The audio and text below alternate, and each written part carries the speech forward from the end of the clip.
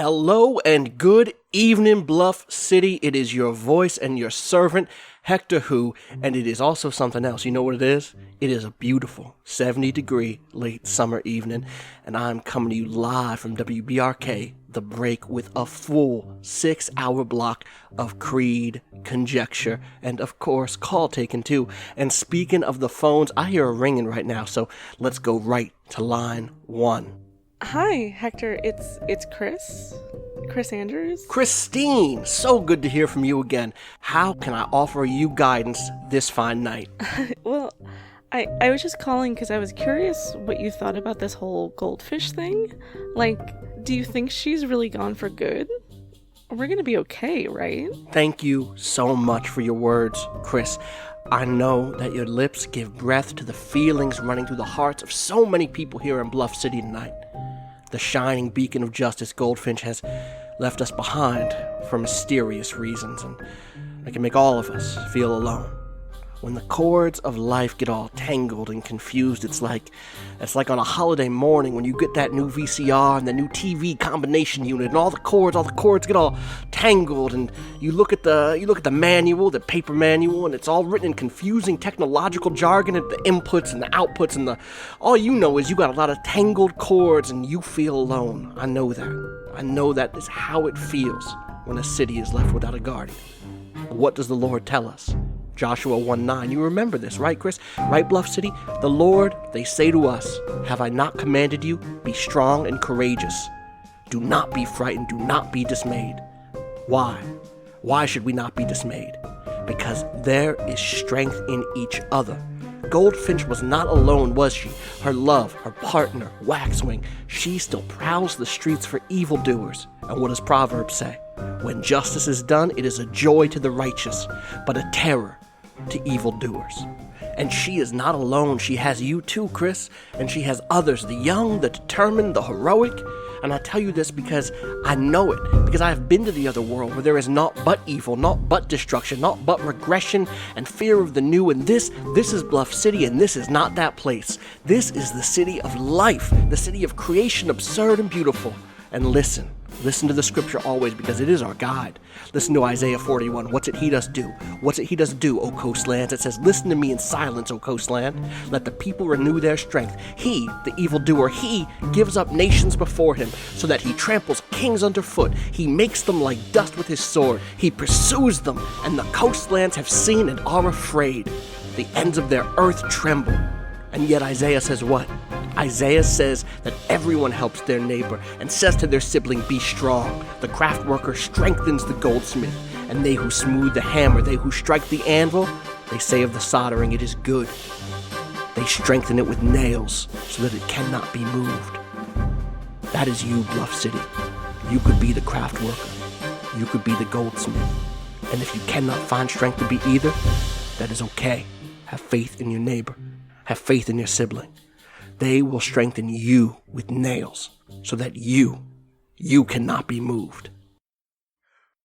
Welcome to Friends of the Table, an actual play podcast focused on critical world building, smart characterization, and fun interaction between good friends.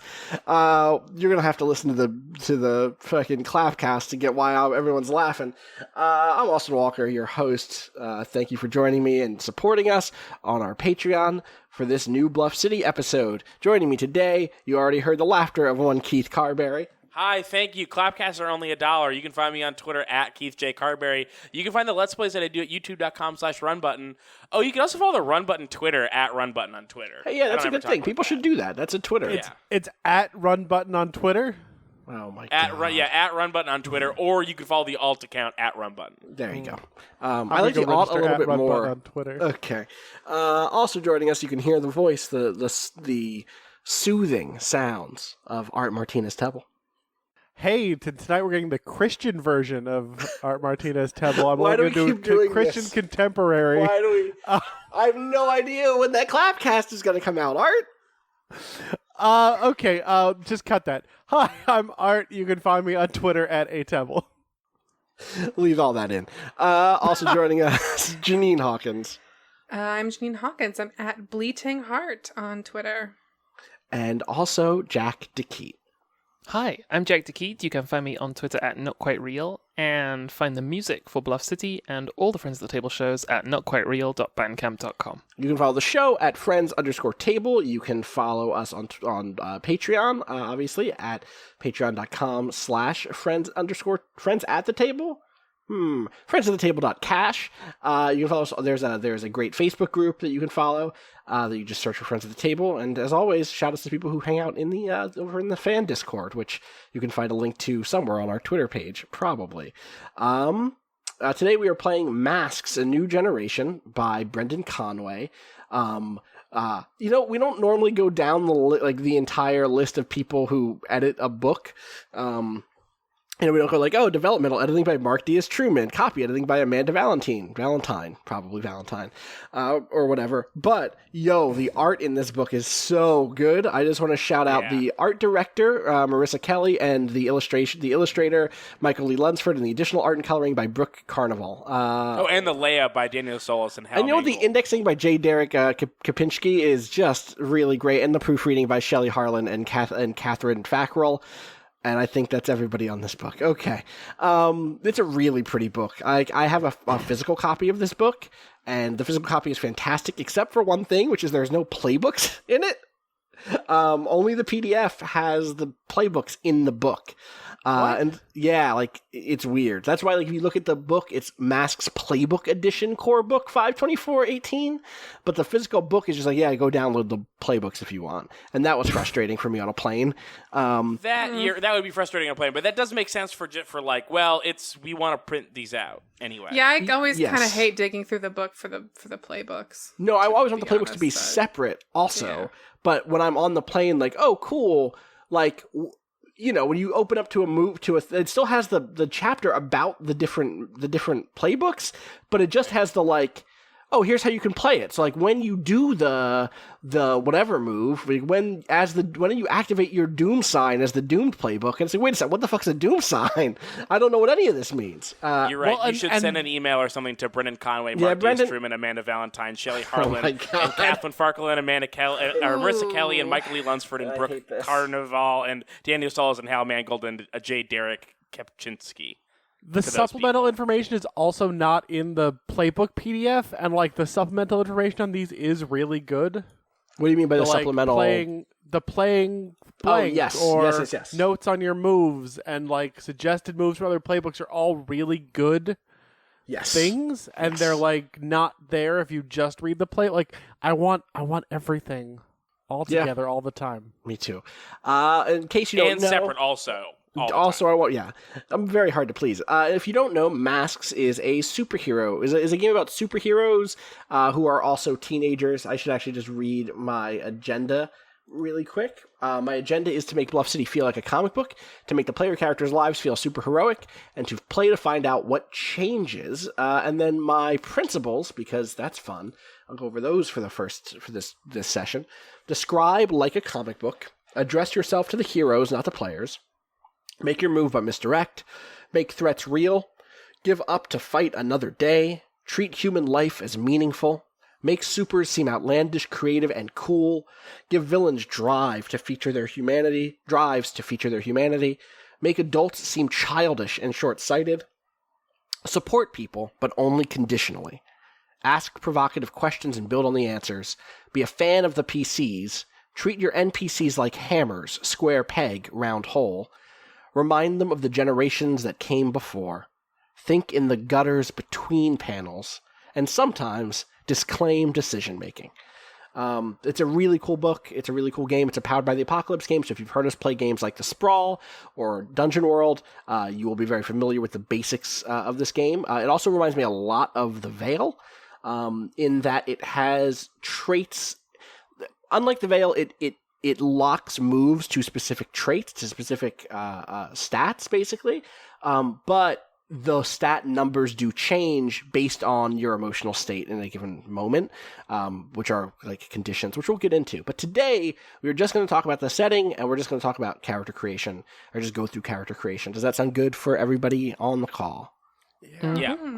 All right, we already talked about lines and veils off mic, kind of going standard here, nothing more than what we normally talk about. I think for me, the thing that I would say is, like, I'm definitely want to go PG-13 here, minus language. Like, I think we probably swear more than any PG-13 thing ever does. PG-13 only gets one.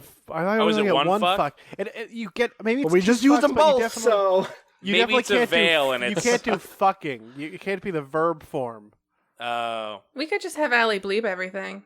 That would be real funny. She would hate so much us. work. Don't do that. We have to clap every time we swear so she can find it. So she can see it. Great. You can't clap for yourself. Someone else has to race to... Listen. I was going to see that. Oh, God. Okay. So, big picture stuff. We set up this game a little bit in the last intro. As always, our Bluff City intros tease what's coming next a little bit. And if you listened, it was for the first time ever, two of the Bluff City episodes in the Worldwide Wrestling RPG games actually had two different narrators.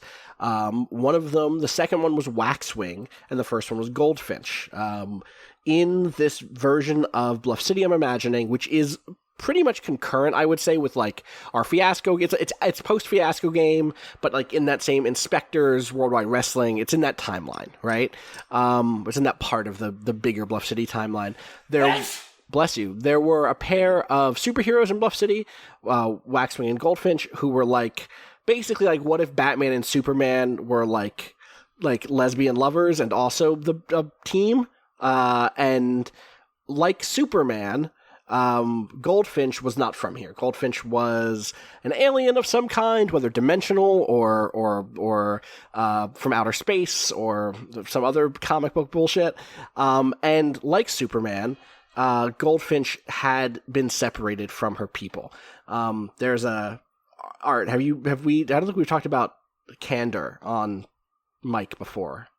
Do you want to give like a 30-second bottled city? Yeah, the bottle city of Candor. Yeah.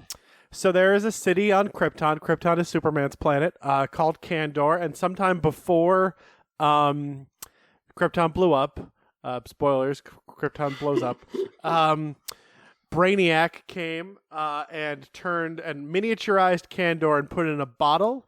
And this is mostly a Silver Age thing, but Superman rescues the city of Candor, but is unable to return it to full size. So he keeps it in the Fortress of Solitude and tries to fix it.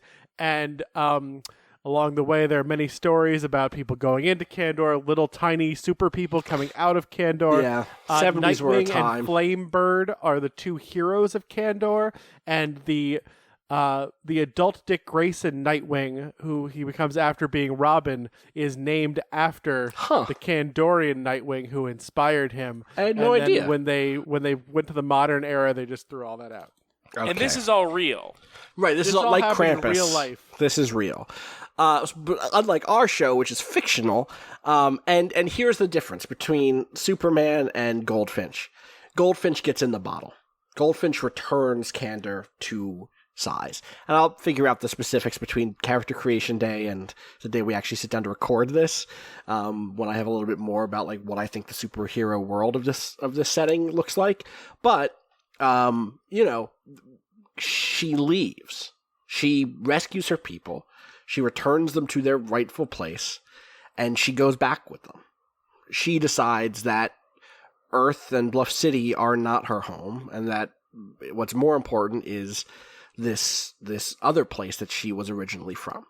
And so we're entering Bluff City in this moment of like strange, super heroic void in some sense. Waxwing is still here, and Waxwing is very much in my mind very Batman-y in terms of like gadgets, and maybe she can fly, like actually fly, but she's very much like Batman or maybe even a little bit like Starman. The what the fuck's his real name? Jack. Jack Knight, Jack Knight, the cool one, the quote-unquote modern Starman. The 90s Starman, Yeah. the one who is like Starman. So we can't just do this. We can't just go to Wikipedia. Starman is a really cool comic book, and you should get all the Starman omnibuses. They're one of my favorite comics. Deeply into the notion of legacy and like recurring, the way in which superheroes are remade both fictionally, both inside of their fictions and also as fictional media works over time. Because there's a Starman who just looks like Flash Gordon. There's a Starman who is just David Bowie but blue. And there's the Starman of the 90s Starman is like grunge rock Starman who has like a cool. You would love Starman, Keith. Actually, I think everyone on this call. The David Bowie song Starman or the David Bowie Starman? Probably the former. In any case, she's kind of just like a regular. Waxwing is just kind of around at this point and heartbroken because her partner left. Went home, and that is the kind of that plus your teens with superpowers and school let out, and it's the summer, and I suspect in my heart when we first started talking about this, it was like everyone's a senior, or at least there's a couple of seniors, senior like class among you who might be leaving Bluff City soon, and so there's lots of decisions about like, do I go away to college in Philly or in Wyoming, or do I stay here, and etc. Is that still territory people want to play around in? Sorry, what's the territory? The like, do I stay or do I go bit of like, I'm a teenager and I have local roots, but I'm also a teenager, and like, what if I left this small town bullshit and went and had a big life? It feels very like in keeping with the way we think about Bluff City. Yeah, where like people from bigger cities are constantly coming to Bluff City and telling our characters that it's better there. Right. Yeah, and all our characters are like, ugh.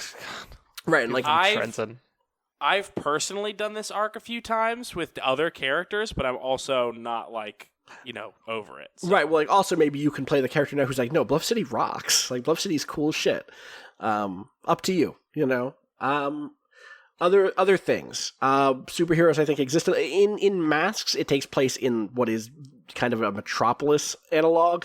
Bluff City is not that. I kind of feel like Bluff City has had superheroes from time to time. But I don't think it's been this sort of like anything goes. Over the course of the future of Bluff City, we'll get into some of the weird inconsistencies of like, hey, there's supernatural shit here, but also there are mobsters stealing birds and baseball aliens. I mean, superheroes fight mobsters. That's true. That happens. They do. Baseball aliens is fiction. I want to. That's exactly right. Or is it? Is it not? Is it? It is. Or is it? Well, or is it? You can't see my Based eyebrows, on a true story. Right. ... The end. Story. Like Free Willy is. All right. Is Free Willy based on a true story? I don't know. Is it? I said it, but is it? Is it? Is it? Who could say? It's fucking episodist. So there are, I'd say besides like Waxwing, who's still here, there are a few other superheroes that are like low-level superheroes. I very much feel like we're talking like the sort of stuff that's in like, I guess for people who only watch like Marvel stuff, think about the Daredevil, Luke Cage, Jessica Jones, like ground level style superheroics more than the kind of the greater Marvel Cinematic Universe intergalactic alien stuff. I think that probably happens in the world, but not in Bluff City at the high schooler level as much. Unless people want to go all the way to 11 with it. It's up to y'all. I feel personally that the stake should be scaled down in the same way that Bluff City is scaled down from a metropolis. Yeah. Right. Or like that small scale, things that look like they're small scale, we focus on them in a way. And Masks is built for this, where it's about character, it's about character interactions, about personal growth, and a framing of those things as super heroic and just as important. There's also plenty of stuff that's like super important to a lot of people that is less grand in scale than the world is at stake. Yes, 100%. So, with that said, how about we just start getting into characters? Are there any other questions about the world or about anything else? I do know whether or not Free Willy was based on a true story. Thank you. Can you give me that? I can't tell anymore because New York Times is very confusing, and I don't know what this title means. The whale who would not be freed. I don't know if the whale refused to go or if this is just New York Times passive voice and they wouldn't let the whale go. I think that might actually be about the whale after Free Willy. What happened to that whale? That's because there was a whole big campaign to get that whale free, but that whale had lived in captivity, so they like trained it up to let it go. But then it just like found people and hung out with people. Free Willy is real. Says metro.co.uk. No, so the one that I was reading about was Keiko is 1979. So which is pre-Free Willy, right? It's pre-Willy.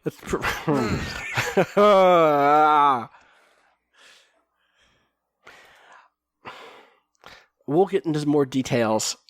Thank you, Car, about Free Willy as we make characters. But for now, let's start talking about playbooks. So there are a bunch of playbooks. We have the base ones. We also got the ones from the Halcyon City whatever expansion and their like shield style Aegis expansion.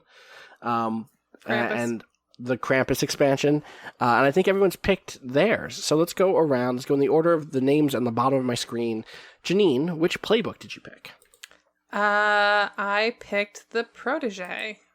Awesome. Do you want to give me the high level of what that playbook is?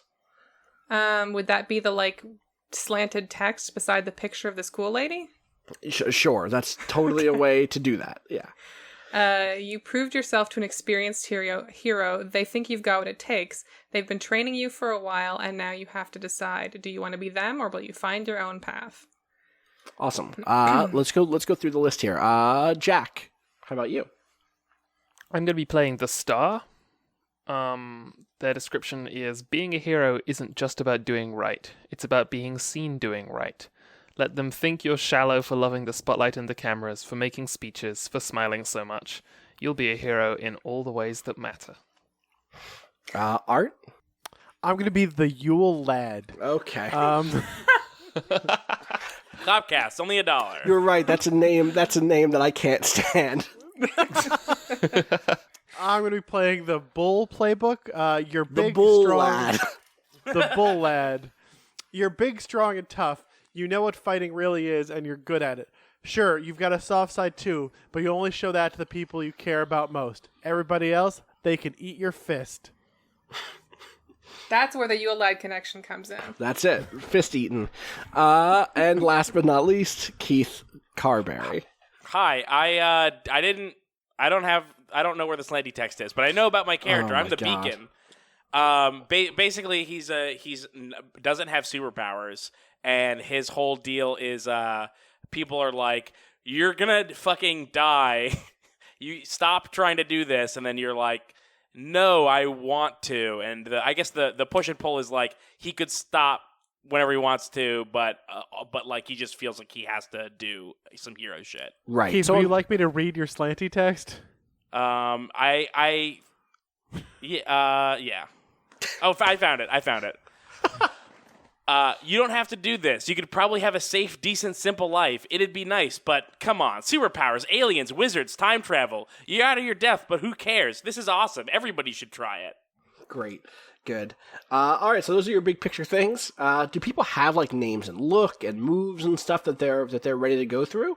Or do you want to talk through some of that stuff? So I had one thing that I wanted to talk through, and that was sort of like I had this idea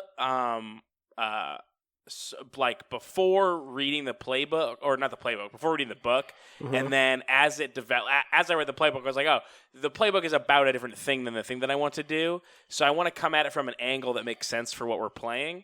Okay.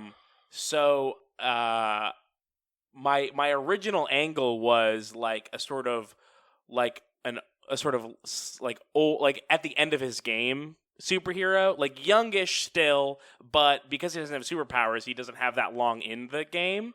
But because this is a teenage game, It is, and or it's like explicitly a young. It's like is. 16 to 20 is what it said. Yeah, you would definitely be 20.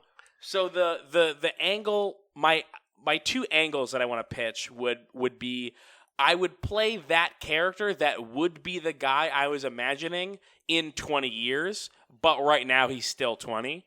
Or, like, this is so rough that I'm 20 and I'm already almost out of it, like, sort of, esports style, like you're retired at 24 or whatever. Yeah, I like that a lot. I also, I mean, there's also the version of it that uses that other weird playbook, which is the time traveler one. The duel, the two people. So it's, you are one of those people. God, what is it? Which book is that? It's the Jean Grey and all new X-Men. You've come from the past. Like, your present version is out there. Like, an older version of you exists in the world, right? And you are the young, idealistic version of this gruff old person. Right. So there's a version of it where you play it's the innocent, which is time travel's great, or so you thought until you landed in a strange new world with a dark, broken, damaged, dangerous adult version of yourself. Not what you'd wanted to become.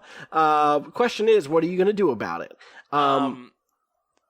That sounds darker than my. That does sound darker. Idea, I mean, you'd be playing the young, plucky version. He's like, I can push my body to do whatever I want.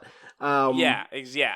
But I do think the version of it that I also really do like the version of it that is like, I'm 20 years old and I'm in junior college or I'm in community college and I'm like, my whole body is just falling apart because I'm pushing it. Not in a way that we would, I think we would linger on it fictionally, and it would be about taking care of yourself. Yeah, it's bad. It's a bad thing. Yeah. I like that. A general idea, and I think that the beacon does work for that, as long as we frame some of the stuff around drives that way. Does that make sense? Yeah. Okay. All right, so you look at the rest of that sheet and look at things in terms of like, how can we make that work? Janine, it sounded like you were ready to go on some stuff. Yeah, I have, I think, most things more or less nailed down. There's some stuff that, like, because it involves another character in the fiction, I kind of, like, want you to like, bounce off of. Sure. Bounce that off. I'll note real quick, so we're going to go through your sheet. We will talk about your names and your look. We'll talk about your abilities. We'll talk about the labels, which are the stats in this. We'll talk about your backstory questions, except that we will not... let me see, 1 second. We'll go through backstory questions, and then we'll save the when our team first came together question until we know about who all the characters are. Same thing with influence. We'll do after we know everybody. Does that make sense? Okay, so what is your name? Okay, so my character's real name is Shanty Park, which, in case you think I'm not on my bullshit, Shanty is short for Chanticleer. Okay, good. Which is a fancy. It's a good word. And she is her mother is Black and her father is Korean. My sort of touchstone for her is, I immediately forgot her name, even though I've been looking at pictures of her for a half hour. Yoon Mirai. Can you spell that really quick? YOON space MI optional space RAE. Gotcha. She's like a Korean pop star rapper. She's very cool. So she's kind of my touchstone for the character. She's very like fashionable. She has curly hair, kind of on the looser end. She goes through a lot of hairstyles, the lady, but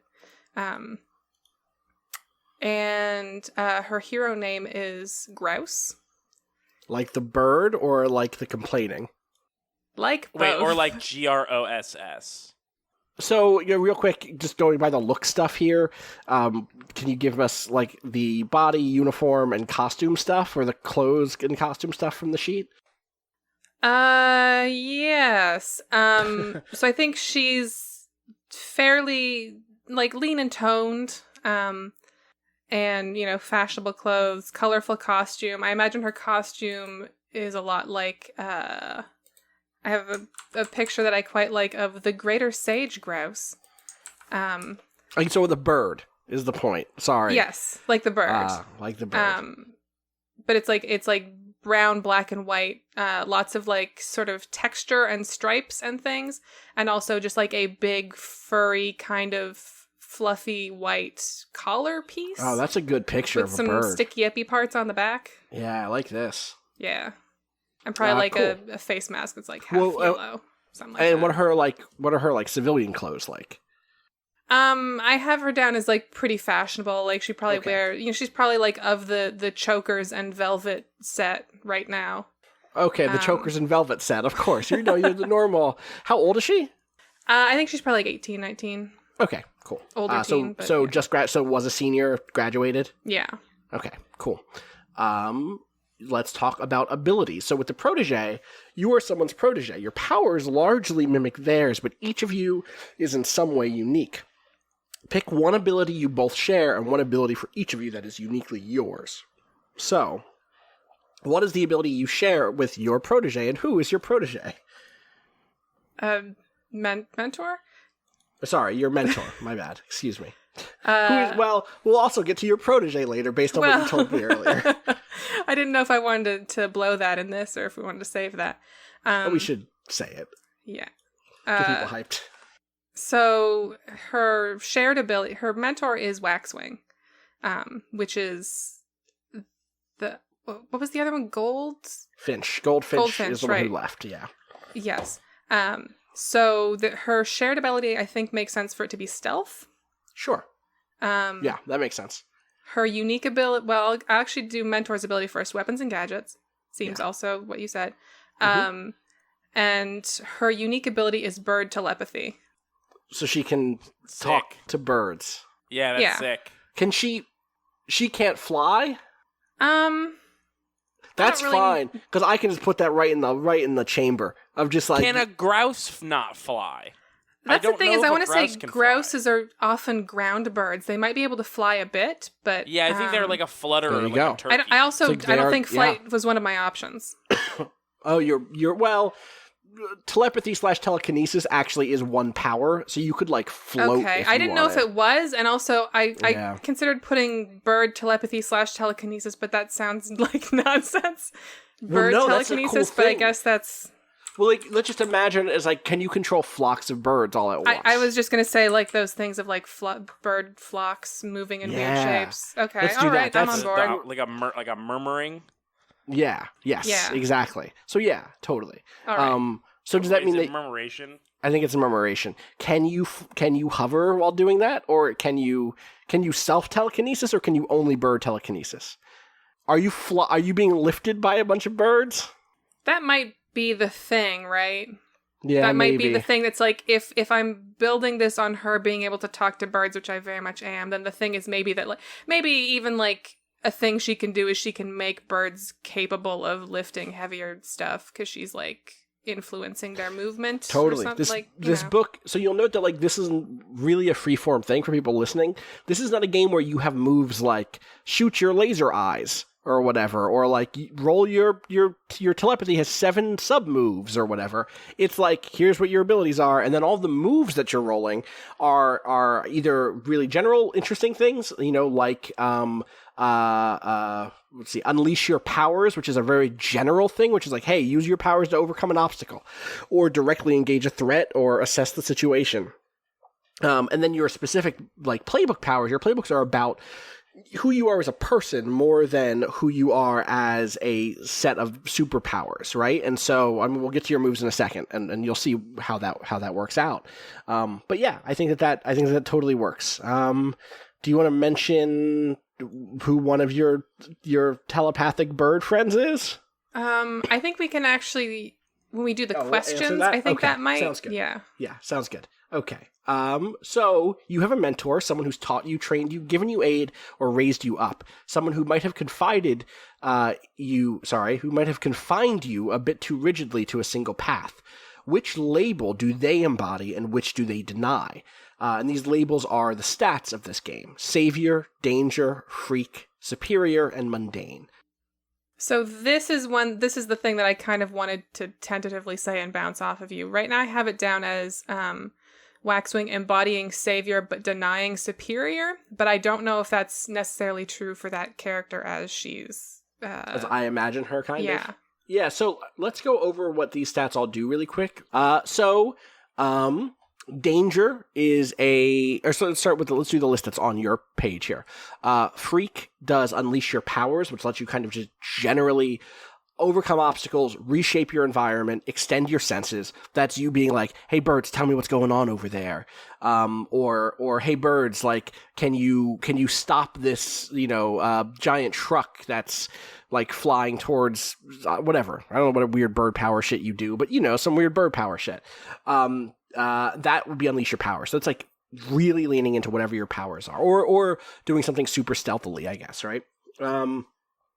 Danger is fighting stuff, is directly engage a threat, which is really the way that works in this game is really cool. Savior is defending. So when you defend someone or something from immediate threat, you roll savior.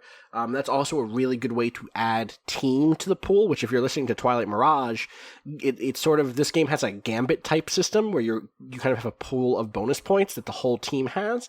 And a big part of this game is adding and pulling from that stuff as you play, and defend does that. Superior is assess the situation, which is like, hey, what here can I use to do blank? What is the biggest threat? Those questions. And provoke someone is kind of bait someone into doing something, and that's superior. You can also think about superior as just being like, I'm a fucking superhero. I'm good at this shit. I'm very smart. I'm better than other people, and that means I have a responsibility, or that means they're less than me, depending on how you play it. And then mundane, which is pierce to mask or comfort or support, and pierce to mask is when you are like trying to see who a person is at their heart, what their plans are, how you could influence them, stuff like that. And then comfort and support is like, hey buddy, it's me, your friend, let's be friends, hey, feel better, etc. Comforting and supporting. So given all of that, I definitely think she embodies savior. I think that's the right type of hero for her. They are very much the guardians of Bluff City, or they were the guardians of Bluff City, and very much about saving people.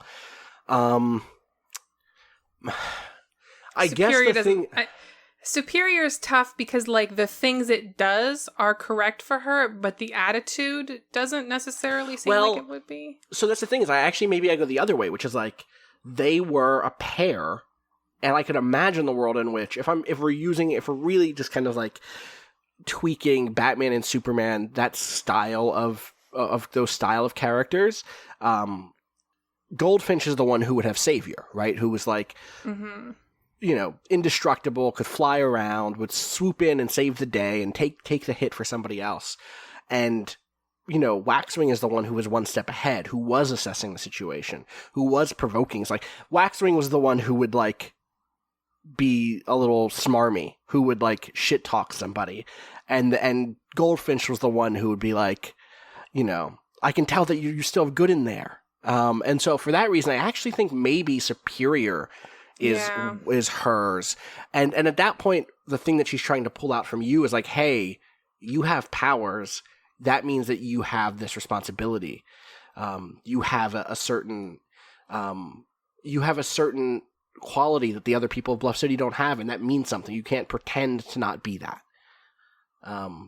Does that work for you? For what her embodies actually is? Yeah. So what would her denies be, though? I mean, the easy one is mundane, but I actually don't know that that's right. Like, it might be danger. It might be like, hey, there's always a way to get around someone. You don't throw fists, It might be, because what are her abilities now, based on what you've written, are stealth and weapons and gadgets. I guess weapons and gadgets does suggest being cool with some danger, huh? Yeah. Maybe it's, The other tempting thing is like, well, she's not like freak, like she doesn't really do that, but that also, I don't know. That seems to go against the thing that we've set up with Superior as being about, maybe it's, the question ends up being, here's the thing, how long has she been your mentor? Because if it's post Goldfinch, there's a world in which Savior is the one that she is not, that she's denying. I imagine it is post Goldfinch. Then, I don't know that like pre Goldfinch she would have. Like, I don't imagine this character's ever having had any contact with Goldfinch. Right. So, being her girlfriend's protege, like, you would expect there'd be overlap there, but... Yeah.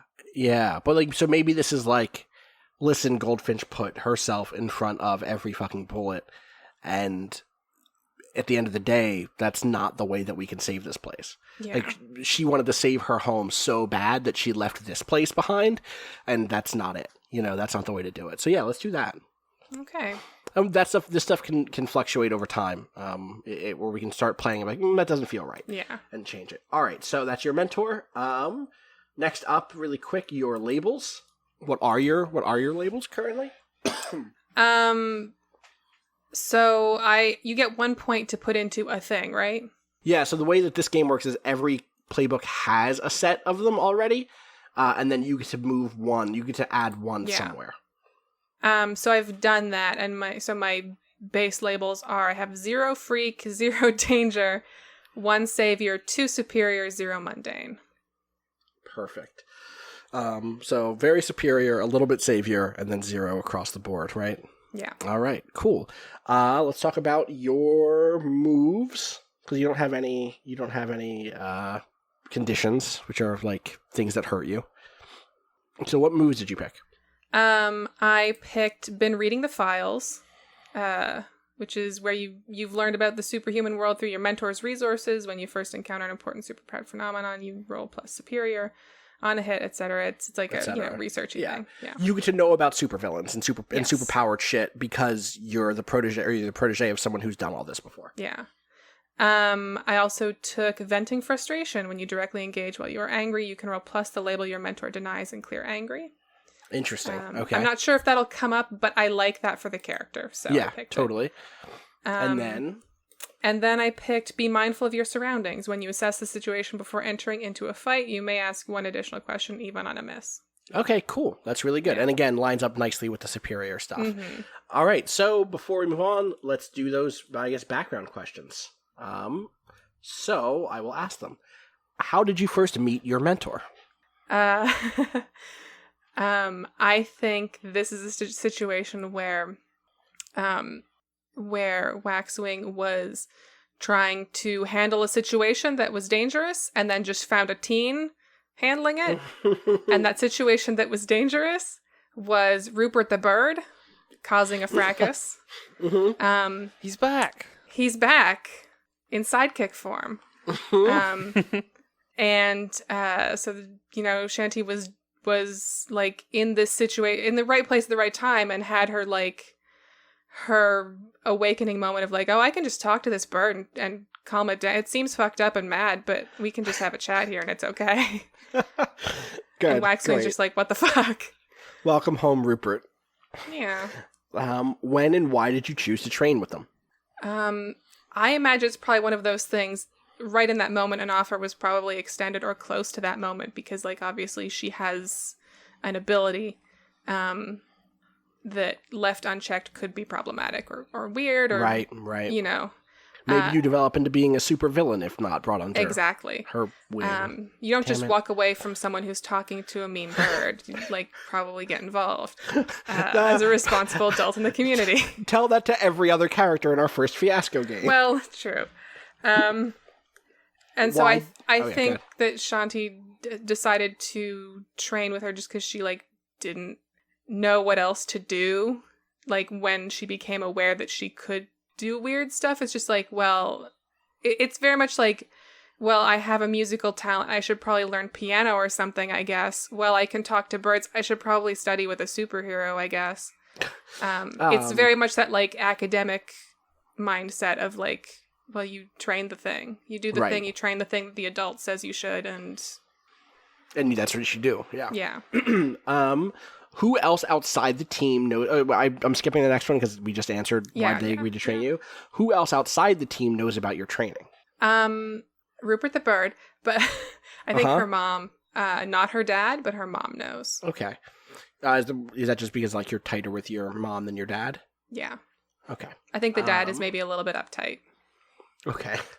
Why do you care about the team?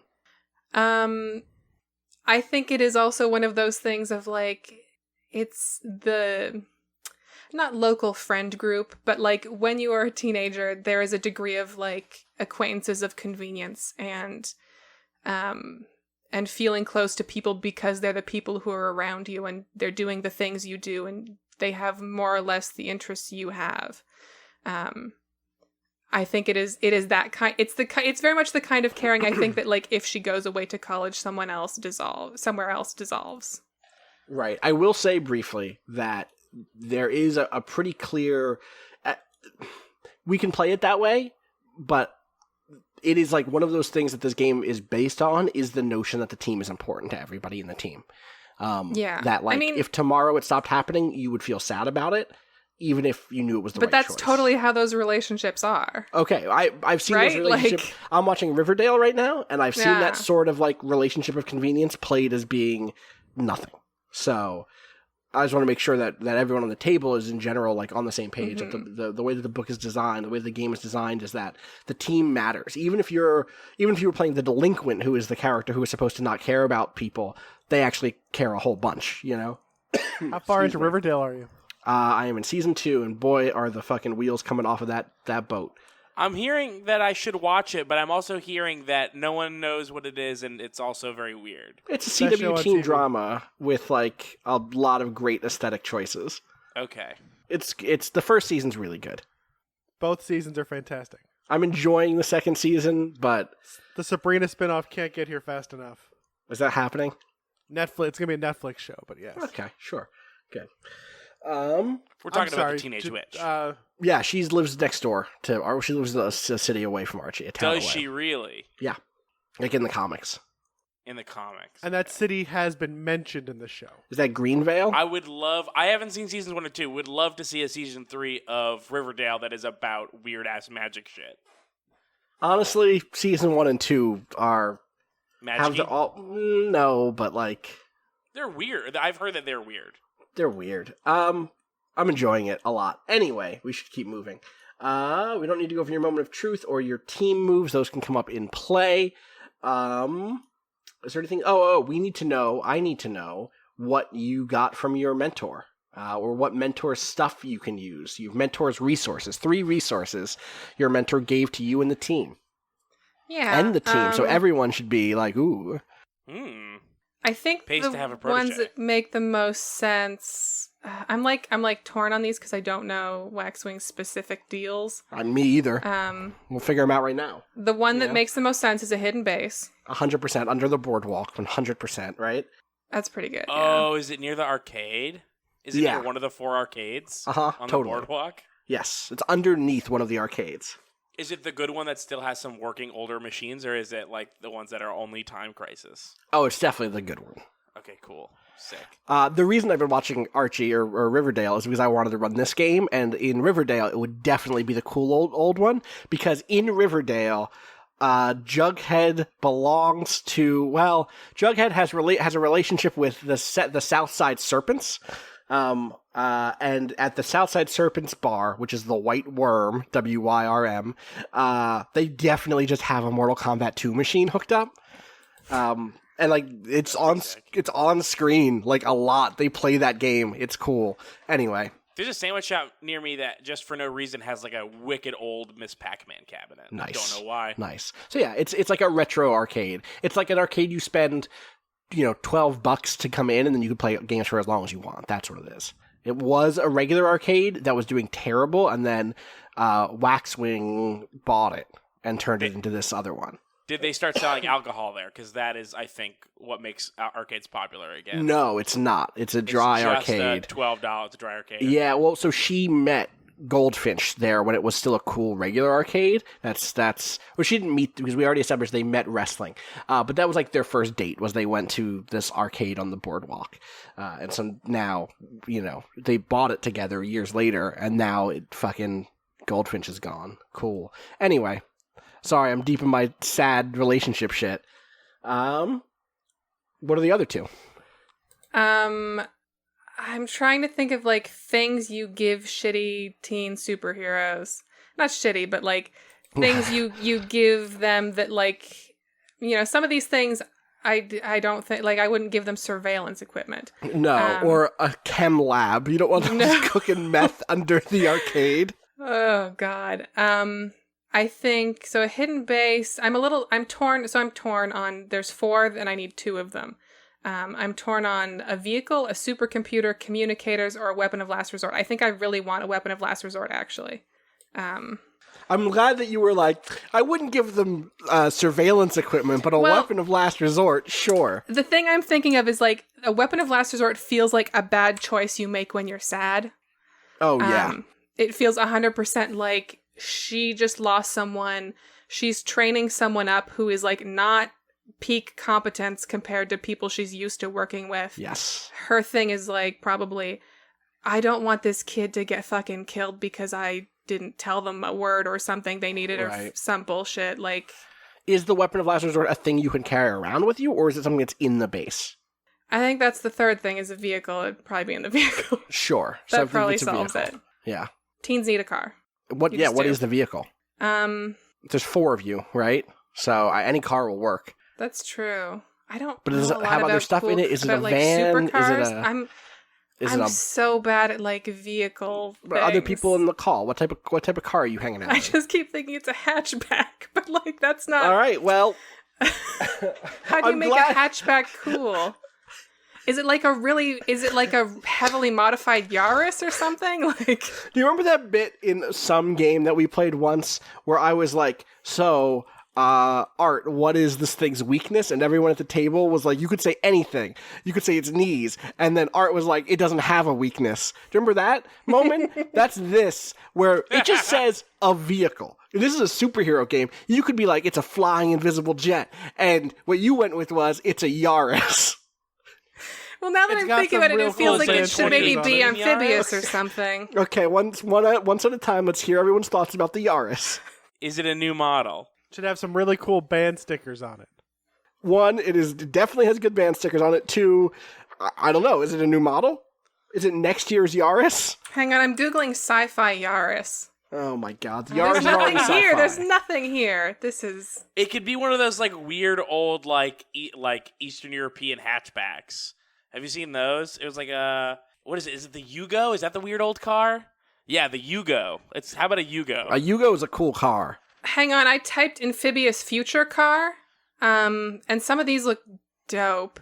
So I want to change cool. like an amphibious future Yaris at least. Okay. I don't want it to. I would like it to be able to do water stuff because it's a coastal city. Yeah, it's a coastal city. Flying doesn't matter so much, but I feel like. I mean, now we're in that's way in the future. That's a future car. That's a future car. So we can't its just say that it's a tires look like they're made out of Yugo. cocktail shakers. Yeah, you're not wrong. I like this picture of this woman just standing on top of it with a suitcase or something. Yeah. Well, that's how you get out of it. You climb out of the top. Okay. I'm cool with I this. think that's real. That's There's how you 4 get in. seats. There's 4 seats in there. There are so 4 it'll work. seats. And a giant fingerprint. Shout outs to Bacon Non, Bison Non, probably not Bacon. The Amphi-X, amphibious vehicle, Dubai 2030. Yeah, this is cool. I'm good with it. All right. Does this have 4 seats? It does have 4 seats. If you zoom in at the top. Oh, yeah. That's going to be a shotgun. Okay, now, this is a cool future car, but I do just want to make sure that we don't... That has 2 flats on the same side. How do you do that? No, it's just turning. That's worse, honestly. If it does that when it turns, it's gonna tip over. That's part of the Yugo's appeal is that it's only broken. It can't be something that's not broken. Keith, I have a solution. You have this car. Counter is offer. totally in line. Okay. Oh, now that's cool. That's a cool car. Is that canopy for? Is that for shade, or is that for if it rolls, or is it solar power? Good question. Amphibious. We're all going to drown. There's no walls on this. No, it's a canoe. It's just seats on a surfboard with inflatable tires. That's how it's amphibious. We're moving on. Who wants to go next? I've pretty much worked through this. All right. There's a really easy path to what I want to do. All right. So here, what's your hero's name? My hero's name. I'm on Franklin Bano. That's my hero's name. That's your Is that your real name or is that your hero's name? That's my real name. Is Franklin. Okay. Bano. Do you have a hero name? Keith Carberry. Not allowed. No. Not twice. Keith Berry. I just wanted to scooch in there under art to get rejected for a name. Gotcha. I see. I don't have a hero name yet. I don't know that I need a secret identity. I'll come up with I guess I need a hero name regardless, right? If you don't have powers, you need a code name, or people are just gonna shoot you in the face. He's a person who's like into the idea of being a superhero, so it seems weird he wouldn't have a name. Here's a question: do you have a mask on? Like, do you hide your face? No, I don't hide my face. I don't hide my face. Okay, so you're just getting by somehow. I've got a suit. I know, but I'm just saying, no one has been like, "Oh, I'll Google him." Hey Siri, who is that? I just wasn't thinking secret identity. I can get you can have a hero name without a secret identity. Totally. Right? I'm curious why does a villain not just come fuck you up or someone try or someone you care about? That's why superheroes have. Right? That's why superheroes have. But I'll come up with a secret. I'm not opposed to a secret identity. I just thought of a real name before I thought of a hero name. So I get you. I like Franklin. I like Franklin Bano. We can come up with a name. It'll be a hero name. That's cool. Let's go through the rest of the stuff though. Let's do it. What is your look? So I'm thinking so that at some point I'm wearing draft number 1 of my costume still. Okay. And I think I did a pretty good job, but it's old, and I've had the shit kicked out of me a bunch of times, and it's like the big thing is like the colors faded. I imagine that it used to be like a nice a nice blue with like some accented colors, and it's sort of they've all kind of run together, and the blues now all faded. Sure. What do you wear when you're not? I mean, I'm sure your details around what that looks like will come together once you know your name is. Yeah. Because you'll have the whole thing. Yeah. There's the thing on the sheet that has like all the look stuff. What type of clothing do you wear? What type of face do you have? What ethnicity are you? And he, him pronouns, it sounded like? Yeah, him. And I'm for clothing, I think clothing is like out of costume clothing. Not right? Yeah. Yes, that's like you're hanging around. Like comfortable casual. Okay. It's like jeans and a t-shirt type of. Yeah, I mean all his money goes into hero stuff. Right. So he doesn't have like he tries to look nice, but I can't go out there buying $180 jeans. Okay, so we've already got a fashion dilemma because you're wearing old jeans and fucking Shanti is like hyper fashion. Love it. Good. The costume is flashy. It's just faded. Gotcha. Stylish. Right. Flashy. I just meant you're like in downtime when you're hanging. Oh yeah. I'm in a hoodie. Right, exactly. It's a nice hoodie. Like it's Shanti's soft. Also in a hoodie. It's just made out of some rare material and was $700. Yes, yeah. My hoodie... I have a very specific hoodie-oriented look, so we really have to be okay, it's a zip up. It's a zip up sweatshirt with no hood.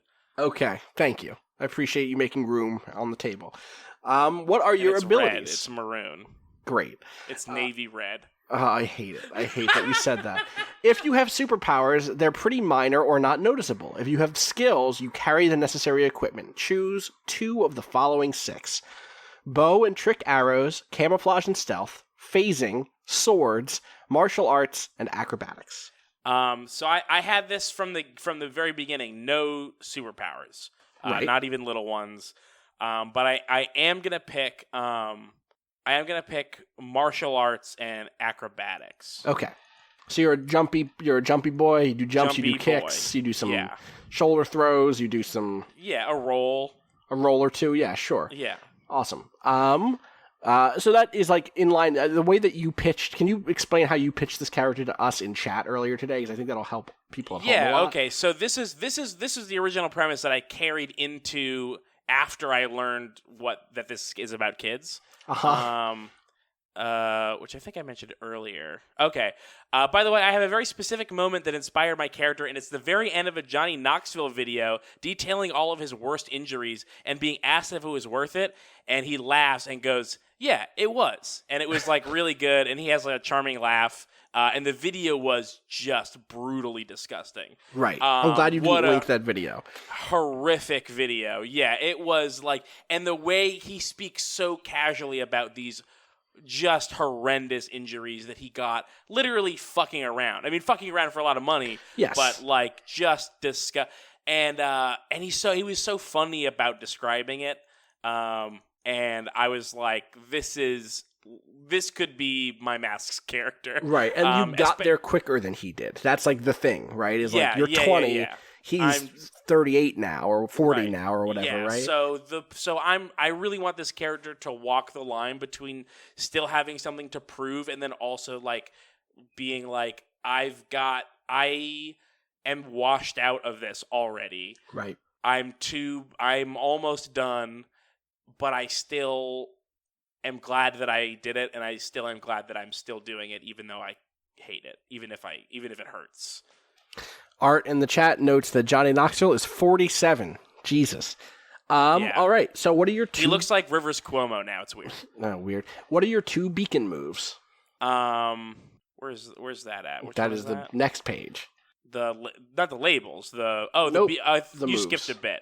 Oh, no. We have to do... We're doing beacon moves first? Okay. Yeah, I'm doing it based on the book. The way the book goes through these. So, all right, no, you're right. You're right. We do labels first. Okay.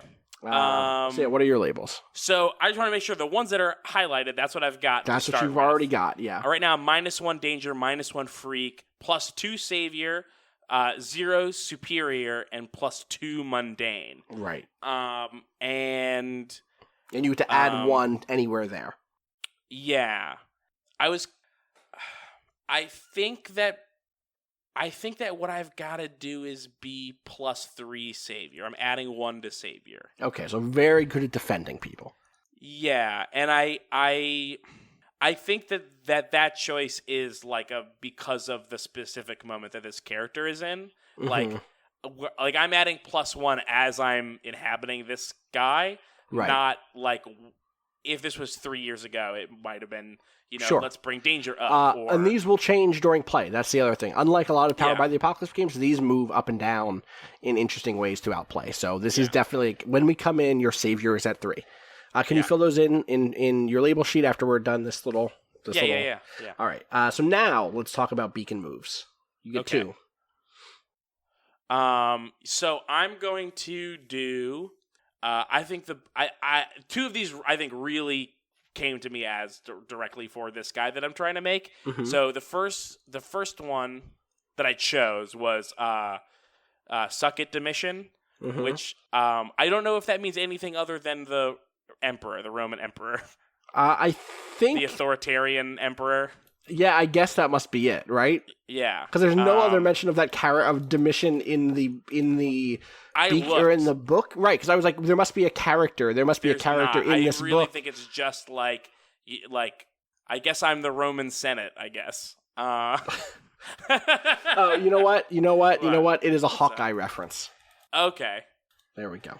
Is Kate? So that one, it is once removed from a reference to the Roman Emperor. Yes, Kate talking about how the Roman Emperor Domitian could fire 4 arrows at once between his fingers, while Clint is shown shooting only 3 off. Then later, Kate fires 5 arrows at once. Kate, suck it, Domitian.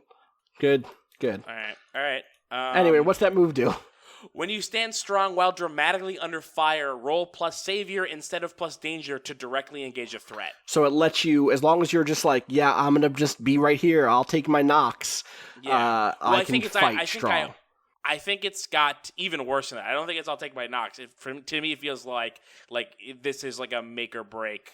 You're right. There's, in fact, the book actually goes into that. Again, this book is actually really good at like teaching people how to play their classes or their playbooks. It says, Suck It to Mission requires you to be dramatically under fire. That means the odds are against you or you're up against some terrifying threat. If the situation's well in hand, chances are you're not dramatically under fire. Of course, you're often underpowered compared to your opposition, so it shouldn't be too hard to get there, which is a cool, good little write-up of how that move actually functions in play. Yeah. So that's one. And then my second one is pretty much a superhero. When you bring up your superhero name to someone important, your call, for the first time, roll plus savior. On a hit, they've heard of you. Say which of your exploits they heard about and which label they think applies. On a 7 to 9, the GM will tell you something else they've heard and pick a second label they assign to you. On a miss, they don't take you seriously or mistrust you moving forward. Interesting. Okay, cool. So that is a good way for you to move socially as someone who is well known as just a regular ass person who uses the superhero name. Great. Yeah, and I also think just being emotionally caught up in whether yes, the thing you're doing is even working for anyone, and then having that the push and pull with, well, if no one knows me, why am I doing it, versus the things that I'm actually doing are helping people. Right. I think based on the read in the book, there might also be an influence thing here, which is you get influence over them. We'll talk about influence momentarily, but I don't we'll wrap think this one is one of the influence ones, because I think there was another move that gives me influence. So the book specifically says, pretty much superheroes your chance to control NPCs' first impressions of you. It only triggers when you think the other character is actually important, and it lets you frame how they see you, though the GM can complicate it on 7 to 9. Whatever label you pick is the one they reflect back at you through their influence. So either... I guess if you are being influenced by them, it's hey, they see you as whatever label you say, or vice versa. So yeah, you're right. It might not give influence, but it might change how that relationship looks. Yeah, that's true, because I get to name what they think of me, which sounds like influence to me. Yeah.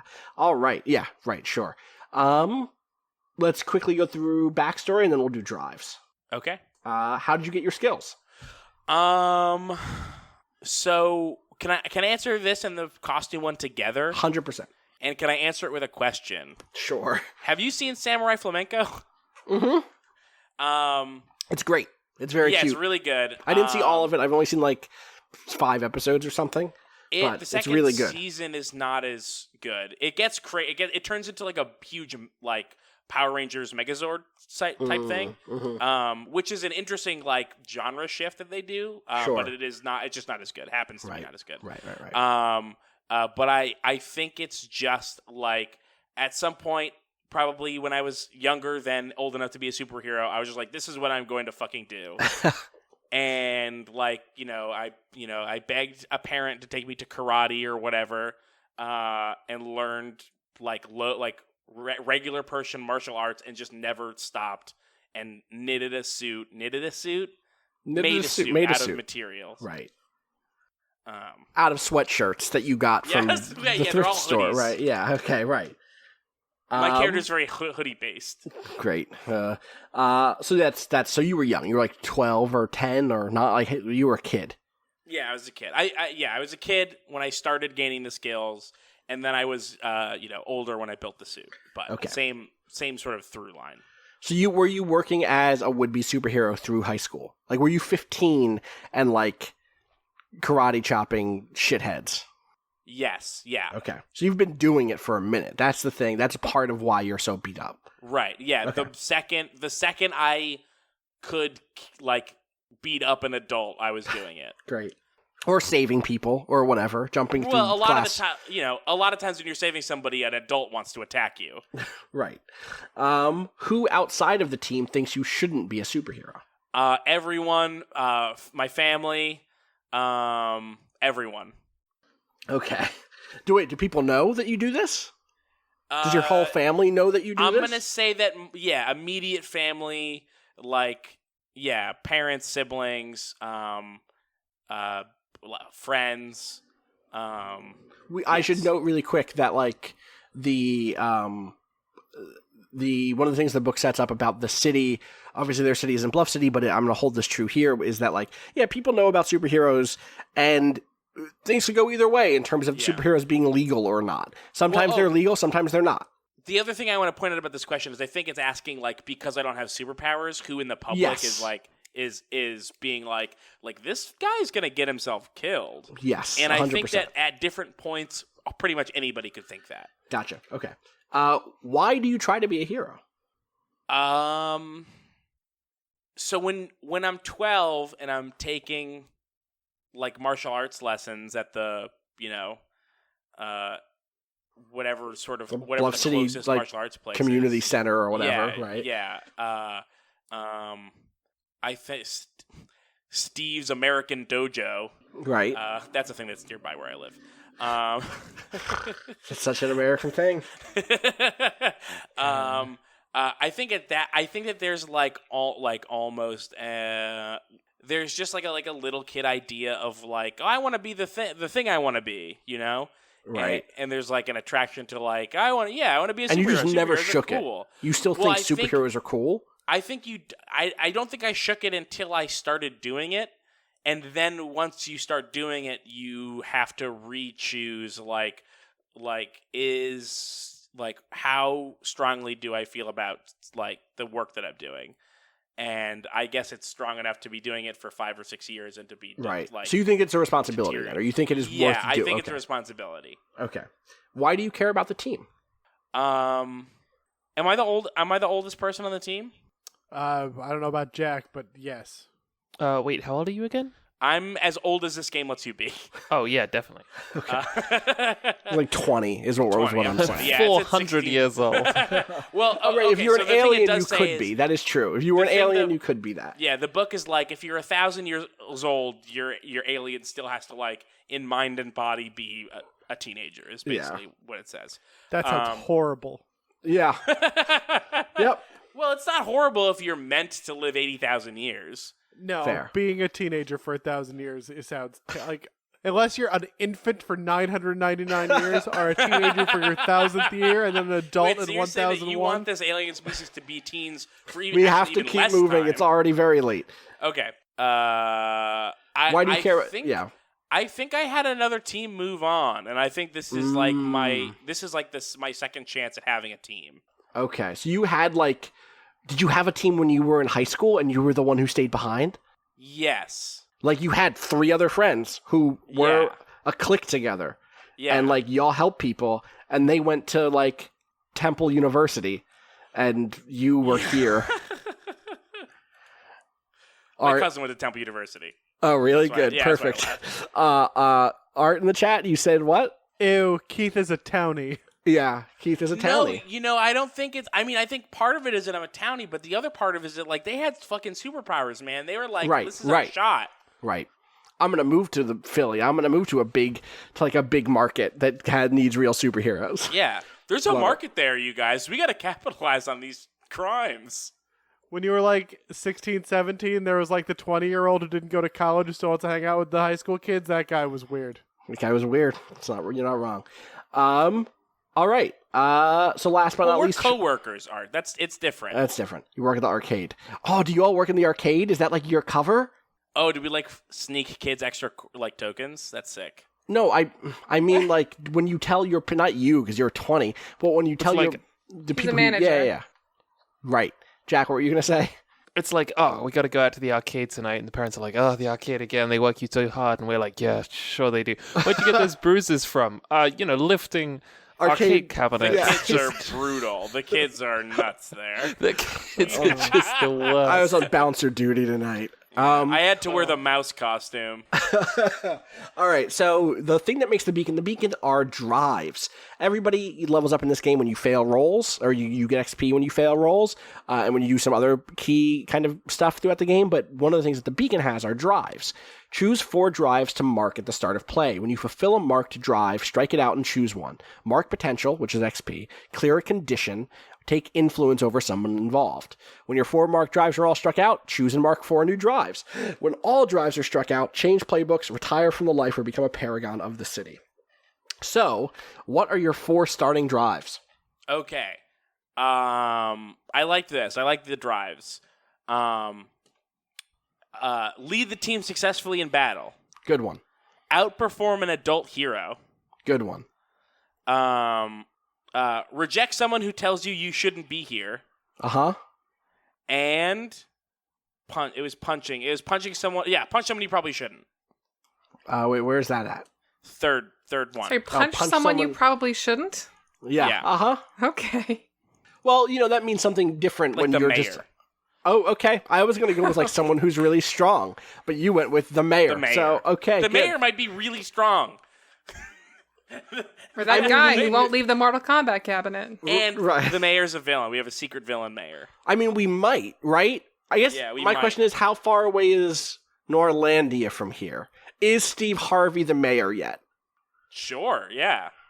People who were in that game, was that just Jack and Art? It was me. I was there. Oh, you were there. Yeah, it was me, Jack, Art, and Allie. How long had he been the mayor for? I felt that like we'd point? established that he kind of swept into power at some point. Oh damn! Yeah. Right? What if we like at this point say provisionally Steve Harvey is the mayor? His name is Ollie Frazier, just as a reminder. Ali Frazier, yeah. Uh-huh. And check. Yeah. Come back to it? Yes, 100%. Provisionally, let's have a I will provisional go mayor listen Frazier. to that after this. And by the way, there's no reason why a different mayor couldn't be a villain. Oh, 100%. 100%. Yeah, no, 100%. all mayors, But every we mayor know- except Sadiq Khan. He's great. Who? That's Sadiq the Khan, London mayor of London. Oh, okay. The one thing we do know is that the chief of police is definitely corrupt, because that was when the action movie world game took place in this general era. Also, obviously it was fictionalized, but we do know that Clarence B. Grimes was, believe it or not, with a name like that, corrupt. So.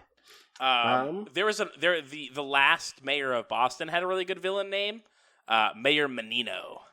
Good name. Really good villain. People That guy should sucks. People should listen to Crime Town. Oh, Crime Town's fun. It's Yeah, so it's a great good, podcast. and the names are incredible. Someone had recommended it to me, and then I recommended it to Janine, and I hadn't listened to it yet. I was just like, "Oh yeah, my friend Chris says this is really good," and then like a day later, you had started listening to it, and then you just said your whole response to me. I woke up or something, and it was like all the names are really good. They just introduced a guy named Larry McGarry, Larry the Machine McGarry. The lead of the crime family is named Patriarcha, and there's a mob associate with the last name Badway, and it's all so fucking good. Crime Town is, if you haven't heard of it, it's basically about how it's corrupt good. the city of Providence was.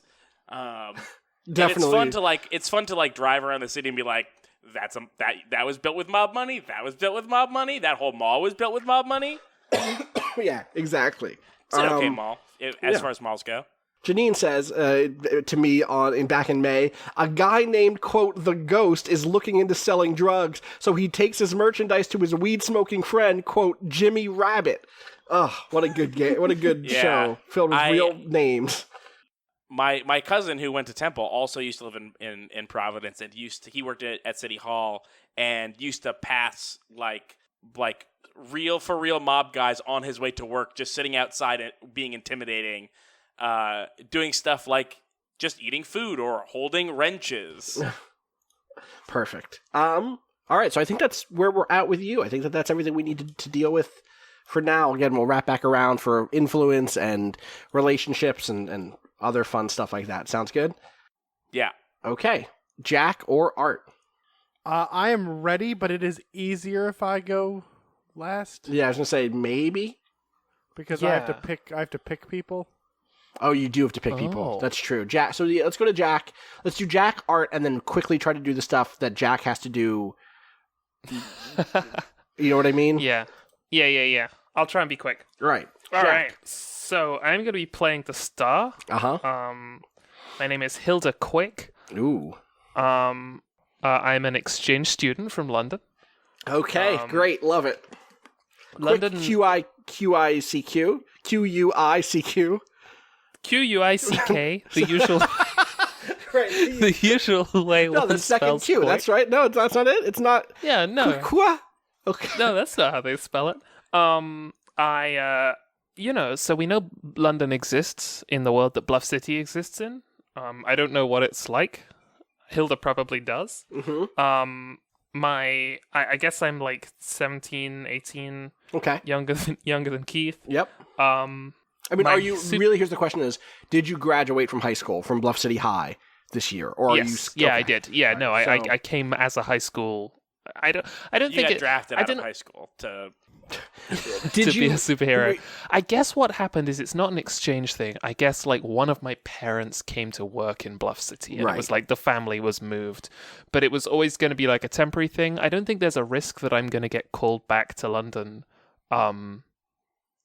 Suddenly. I don't think that the plot is like you've got 3 weeks and then you have to go back home. Right. But at the same time, I'm not permanently in Bluff City. I mean, I guess I can't legally work. That's yeah, also, totally. My superhero name is Paternoster. Well, one more time. Paternoster. Paternoster. What is that? What is that? It is the name of a prayer. It's also Paternoster Square is near St. Paul's Cathedral in London, which will become clear for reasons that I am about to mention. Also, Paternoster Elevator is one of those like terrifying, amazing elevators that never stop. Yeah, I hate go this. Very slowly. Wait, what do you mean they never stop? They just go. Exactly what I say. Just climb right in. You ever ridden Haunted Mansion? What if it was that, but it was going up and down a building? Oh, that sounds good. Cool. Is it called that because? Excuse me. Because you say one when you get. Yeah. I don't know why it's called a Paternoster elevator. It might have been invented by someone called Paternoster, or it could have been used. I looked it up. Yeah. It's like a rosary bead. It's like a rosary. Oh. Because you're rotating it the way that you rotate rosary beads. It's a loop. Right. It's a loop. So Anyway, so okay. So horrible. Your name is basically Our Father. Yes. Okay. Hilda is, I'm just going down the list here. She's a white woman with a broad smile. Okay. She wears designer clothing, but she wears the sort of clothing that a British person who is excited to be in a warmer country wears. Oh, okay. Which doesn't necessarily mean it's not always bad. I have fallen into this. I am this person sometimes. A fashionable Brit who wears too little in America. Take advantage of wearing lighter clothes and I've seen this happen because you've done it in February and then you've been like, Austin, it's cold, and I'm like, yeah, it's I have New York. Screwed myself over. I tell you when I've also done it. I've done it in June and July. That one works, I think, though. Yeah, that one does work. So I'm picturing like baggy, not baggy, but loose fitting. Yeah, like oversized, loose fitting white shirts, like striped linen trousers. Just sort of like, I think she probably hoped that she would be going to the West Coast. Oh, buddy. And her parents were like, how would you like to go to Bluff City? There's casinos there. And Hilda was like, oh, okay, casinos. All right. It's still got a beach. Yeah. We should go to Atlantic City on a trip. Real bad. So what is what type of costume do you have? So I just saw Solo. And I think that the sort of costume that Paternoster wears is like Kira has that almost like a flying jacket with it's not like fur, but it's like some sort of it has like a fur lined collar.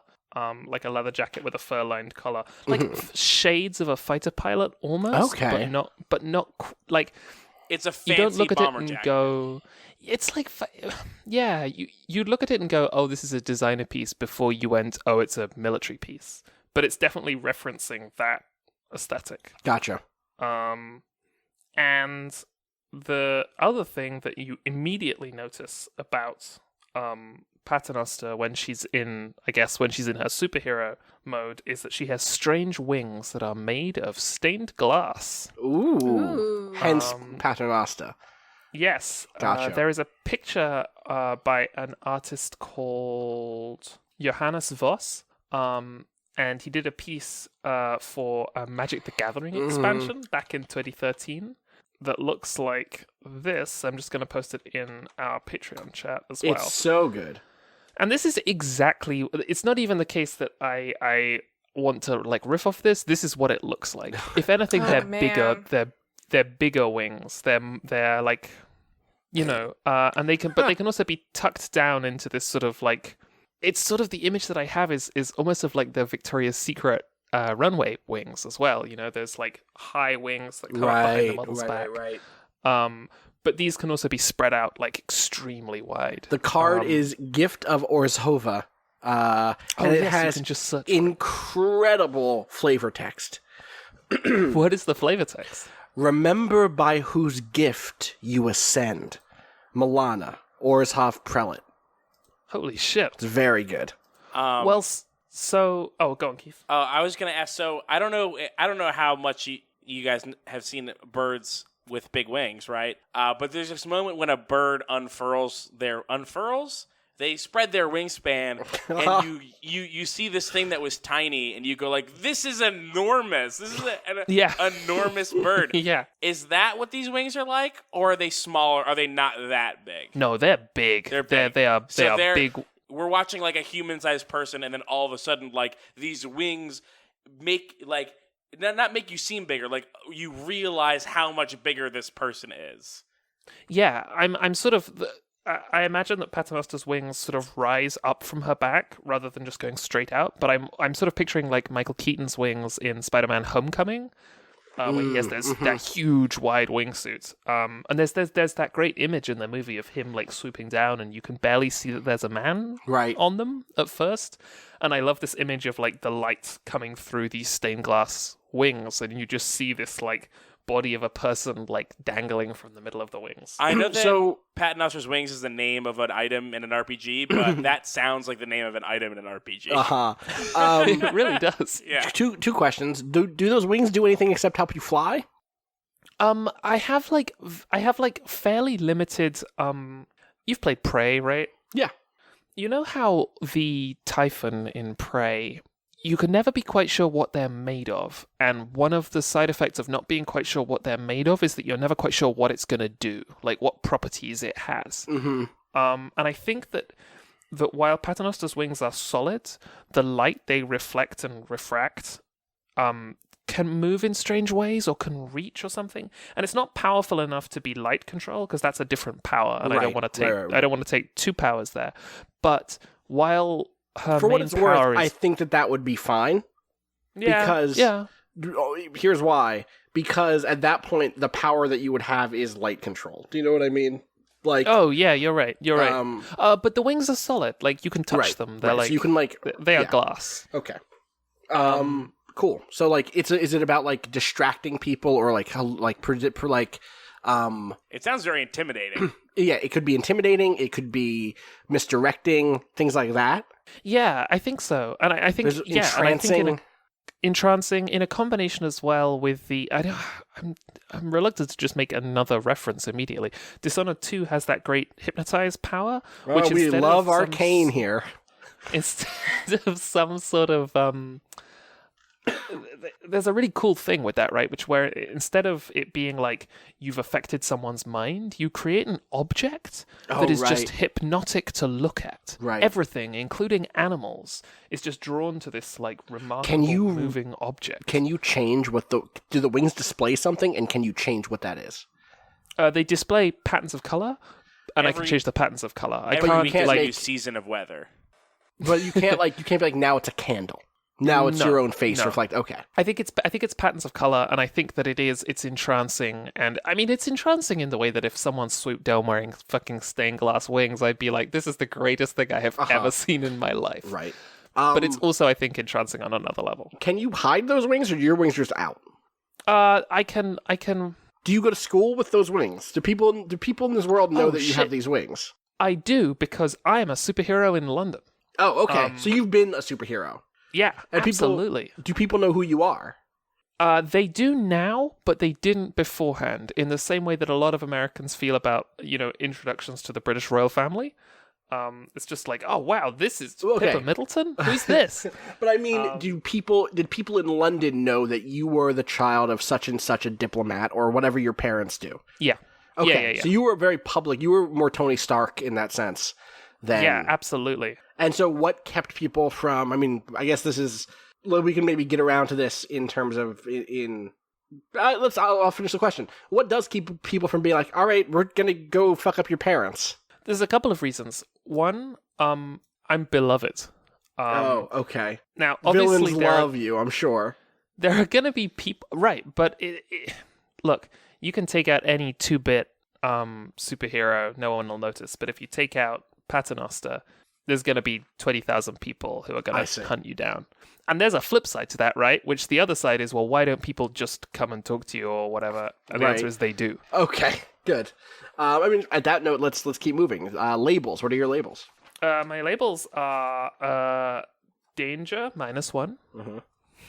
Not super dangerous. Mm-hmm. Freak, +1. Huge stained glass wings. Yeah, you mentioned, yep. Savior, +1. Mm-hmm. Superior, +2. I have huge stained glass wings. Yep. And then mundane, -1, but I'm bumping that up to 0 with You're just a regular girl, you know. Thing. No, I'm not even mundane. I am entirely neutral. I just look at them and they're like, wow, she has stained glass wings, but she's just like one of us. Yeah, that's what I'm saying. Yeah, exactly. Does that? I just keep wanting to do like these really bad practical questions, like how do you sit in chairs in school? It's uncomfortable. Okay. I sit forward in a chair. In the UK, do you have those annoying chair desk combos in your schools? No, not really. Sometimes when we have to take exams. Okay, so when you first come to Bluff City High and you do have one of those, it sucks. It really sucks. I'm just like, oh god, this is the worst. Right. That's what I exclusively had in school. That's why I was asking. I feel like that's North. Yeah, I had them when I went to Canada, and it was just like, I don't know what this is. Wait, what are they that you had? Like chairs that you like pull a desk down onto, right? Like the desk is kind of mounted on the arm of the chair. It fucking sucks. Oh, yeah. I had those once or twice. Those are weird. I like a whole desk. I like a whole desk too. Twice. I know. These people, they don't know what they have. All right, let's talk to me about your star moves. Okay, my star moves are time for the show. When you put on a flamboyant display of your powers, roll plus superior. On a 7 to 9, name 1 NPC present. On a 10 plus, name 2 NPCs present. The named NPCs must either volunteer help or information, express admiration. That's kind of a weird one, because you could just be like, nice, I did it. Or ask for your help, GM's choice. On a miss, your display catches someone watching in the wrong way. Ooh. And take it from me, when you comfort or support someone who openly admires your celebrity persona, roll plus superior instead of mundane. So again, you're in a situation where you're able to do more just by just via the fact that you're famous. Like people are just like, oh wow, right, yeah. You are better than us. Did I say that she has a broad smile? You did say that she has a broad smile. Yeah, yes, like she's that kind of Tony Stark where she's just sort of like, yeah, it's cool. Hi, I'm Tony Stark. Here, there are going to be 4 movies where it's revealed that I'm actually a deeply sad individual. Perfect.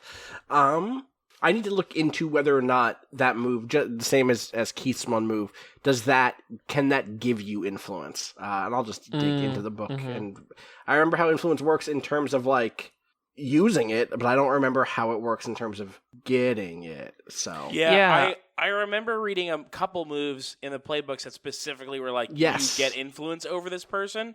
So it would be weird, but also not unheard of for an RPG book to just not explicitly say that.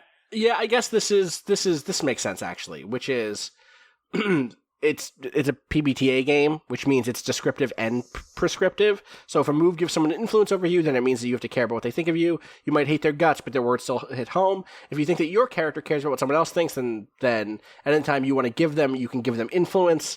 But I think based on the like descriptive prescriptive thing, we can just roll with it in terms of the fiction. The things that seem like they're effectively gaining influence are actually also giving you influence. When it makes sense in the fiction. And there should always be time when like I can imagine someone with this star move that admires you and that would give you influence over them, right? Oh, they admire you. That means they but I can imagine a situation where it's someone who is like, you did good, kid. Like, and that does something for you hearing that, but that doesn't necessarily mean that you have influence over them. So we'll just play it by ear a little bit and make it make sense for when it makes sense. All right.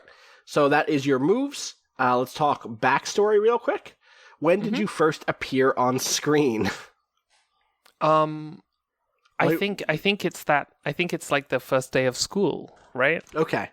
I don't think we really know much about Paternoster in London. I think that it's just people walking to school, like, and going like, "Oh my god, hang on a second." Did you fly to school or do you walk to school with your wings out? Oh my god, I fly to school, Okay. Austin. Okay. Do you fly to school in pace with the school bus so you can walk in with everybody? Oh yeah, also yeah, absolutely. Great. Just like flying over the school bus. Oh, can you not fit in the cool car? Damn. What do you tell people about how you got your powers?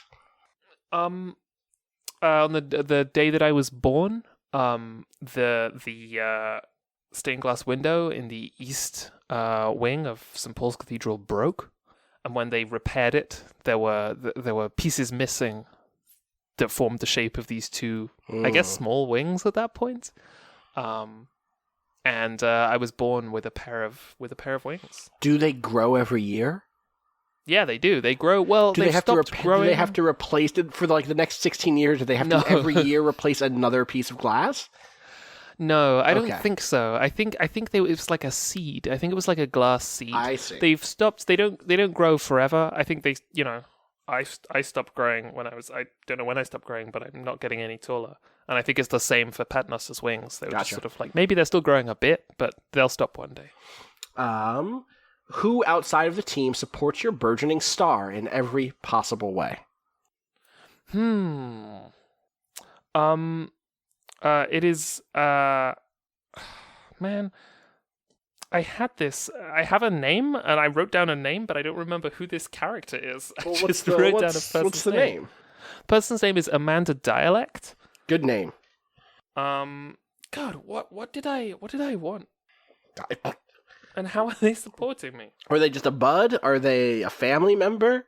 Are they your agent or your Oh, they're my PR agent. Your PR person? I have a PR agent. Yeah, okay. Yes. I have a PR person. Amanda Dialect. Miss Dialect. How old is she? Is she an adult? She's like an actual adult. Yeah, she's an actual adult. Okay. I mean, I think she's probably like in her mid to late 20s. Okay. Did she come with you from London or is she a Bluff City original? She is a Bluff City original. When I clocked that Bluff City had like active superheroes or some active superheroes, and when my presence became very like big, I was like, right, I should hire someone, and I hired Miss Dialect. Okay. Who outside of the team loathes what you represent? Principal Osbone. Excuse me? Principal Osbone. PAPL. Assbone? Osbone. OSSBONE. You sure? But the kids say Principal Assbone. Right. The kids definitely call him Principal sure. Assbone. Tell me about Principal Osbone. He's British. He's an old British man. Oh, and he's the principal of Bluff City High School? Who is the principal of, I guess, does Bluff City have just one high school? No, Does but Bluff City have two British people? Two. Yeah, Three, Bluff at City least, has and her parents. Yeah, I guess, no, I think one of my parents is The an American, principal's I think. parents? Ah. I think one of my parents is an American. But this guy, especially because this guy is like, I know you're not hot shit. Or like, Right. you think you are. But you're like, I can see through what you're trying to do here. You're British just like me. You're British just like me. Right. But I'm older.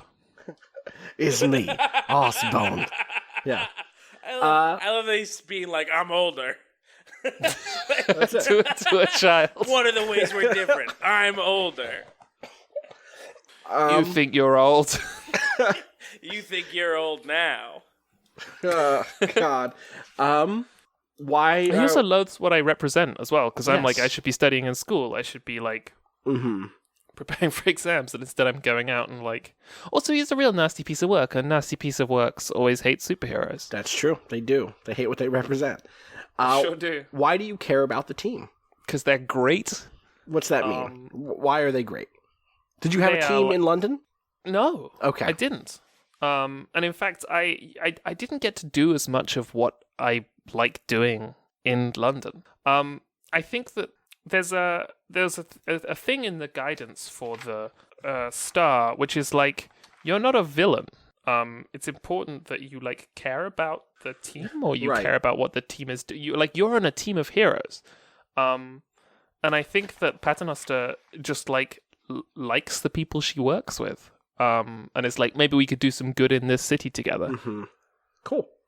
All right. We need to know about your audience. You are a celebrity in this city. By default, your audience, excuse me, is a limited group of interested fans, and you speak to them through after-action interviews and infrequent press conferences.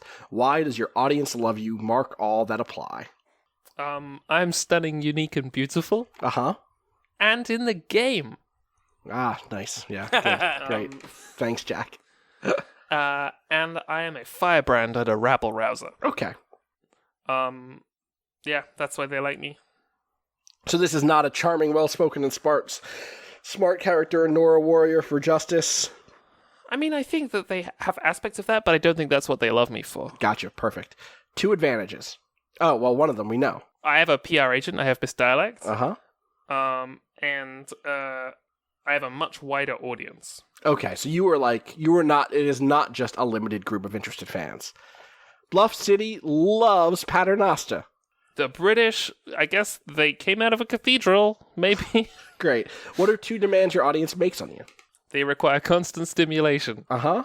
And they require frequent bouts of drama. Ooh, gotta be dramatic. All right, so just as a note, when you accept what your audience tells you about yourself, clear a condition. When you reject what your audience tells you about yourself, on a hit, mark potential and expect retribution. That's a fun angle, is accepting and rejecting what your audience thinks about you. Uh-huh. I love that. So good. When you seek help from your audience, roll superior. On a hit, someone in your audience can hook you up. On a 10+, they only make a small demand. On a 7 to 9, their demands are a lot higher. On a miss, you've made a mistake, and your audience won't help you until you've redeemed yourself in their eyes. So, that's fun. Art. What is your hero name, real name, and your look? I would like to do this a little backwards. Okay. I had to build. I don't have a real name. He's going to make us wait for the name until the very end. He's such a fucking Art, I swear. What a monster. What a fucking piece of work. It's not going to make sense if I just jump into it, because I have a poem I need to read. Oh my God. Excuse me? Is it the Yule Cat? That's a fun day-to-day exercise if someone meets you and they're like, oh, my name's, Keith, what's your name? It's like, okay, hold on. I gotta read. We need a little backstory. I have a poem we need to read, and I have to go through influences and also, my drives. Oh, my God. So where do we want to start, Art? I want to start with who this person. I'm also going to play a young woman. Okay. And I'm a little worried that I'm inadvertently painting Keith as a bit of a creepster. But we just have to push through it narratively, I think. Yeah. Okay. We'll be fine. I promise my character's not a creep, I think. I haven't played. Here's a note. You could have taken the move, Keith, straight up creeping, and you did not take that move. And I also considered taking that and then being like, can we change the name so I don't have to say that ever? I'm sure that's another comic reference that I don't know. But so this young lady was a good boxer. She was a Golden Gloves boxer. Ooh, okay. And then she got the attention of some underground boxing people in the mafia. Uh-huh. Who kidnapped her. Oh my God. Oh, this took a turn. I wasn't expecting that. And turned her into a they did some sort of super sciencey experiments to make her the perfect boxer, and the mafia did it failed. So she's less of a good boxer now? No, she's amazing, but she has superpowers. Wait, that sounds like they succeeded. They failed upwards. They didn't. They don't make her but punches. I guess it succeeded, except she got away. Gotcha. This is a thing, to be clear, this is a thing from the book, right? The playbook you are says someone or something changed you, made you into a perfect weapon, and then your options are various things. Oh no, I guess it's all of these. Superhumanly tough, incredibly strong, and uniquely skilled at fighting. Decide how each of those abilities manifests. Yes. And I think it's like, it's sort of like how you would turn like a boxer up to like not even 11, like 15 or 16. Sure. She's amazingly strong. She has a hell of a chin, and like what you mean there is like good at being punched in the face. Yes. Yeah. You But actually also can't get better at chin. being punched in the face. You can't work on that. If you're listening to this at home, don't try to practice getting punched in the face. Listen, kid, you either got it or you don't. And while that voice is in everyone's mind, I would like to read my poem. The voice I just did? Okay. Yeah. I think that was a sigh of recognition from Austin. That was Janine, but... Okay. I was hoping that no one would have it by now. But this gal is a bulldozer with a wrecking ball attached. She'll leave a ring around your eye and tread marks on your back. She's an animal. She's hungry.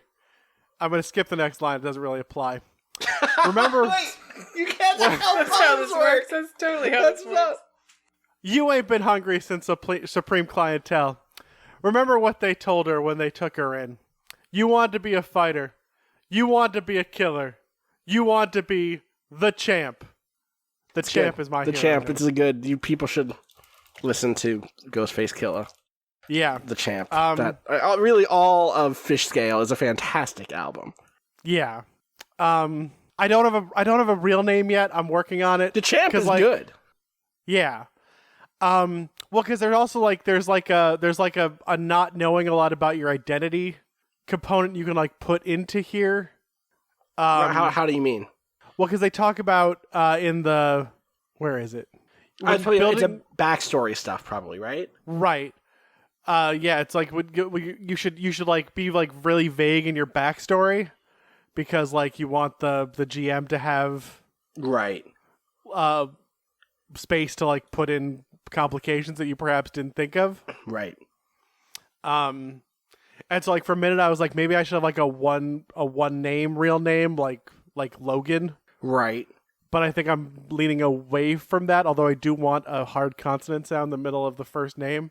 Yeah. Mm-hmm. But I'm working on it. I'll have it by the next time. I just need to get on it a little bit. Yeah, and I think there's sort of like a daredevil component to what I was thinking about this. This is like a neighborhood hero. Okay. So you came back to the community. Also, just real quick, she, her. You playing a woman. Yeah. What's the ethnicity? What are your hands like? Apparently, is one of your choices. Clothing and costume. I'm leaning Hispanic Latino because that is what I think boxing culture in the American Northeast is really like these days. Well, like especially I can speak from. I grew up on the block of Mike Tyson's training gym. I lived on that block for a little while as a kid, and that the boxing culture of like Jersey, like you said, the Mid Atlantic has become incredibly Latinx in makeup. Obviously, still lots of black folks, lots of people box, but yeah, absolutely.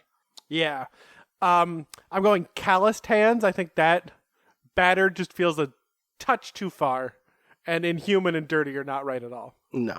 I think her like general look is kind of like Rocky training montage. That like a baggy sweatsuit I think is a good default. Yeah. But like not like a nice. This is. You said you had a whole hoodie situation planned. Yeah, that's a hoodie situation. He wears a hoodie in those. But I expected that you would have I have this very special cool hero hoodie. Well, that's the costume is a cool special hero hoodie. Okay. It's sort of just like a better version of street clothes. The heroic logo is like a championship belt print. Love it. On the center of the hoodie. And does that like protect your face in some way? Like hide your face? I believe I'm going for like a domino mask and sure. And a raised hood. Cool. Do you work out at the Firebird Gym with Tawny Buck? Yeah, I think so. Okay. Good. Important things to know. All right. So we know your hero name is the Champ for now. Maybe that'll change. No, that's staying. That's staying. That's 100%. Name. Yeah. Your real name might change. I read it, but my real name doesn't exist. It's going to change into a name. Okay. What is your... Let's talk about your labels.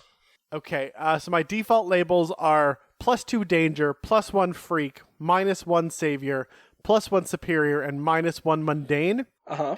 And I had already marked up my mundane one. Okay. Because also kind of just it's the neighborhood hero kind of thing. Yeah, I love it.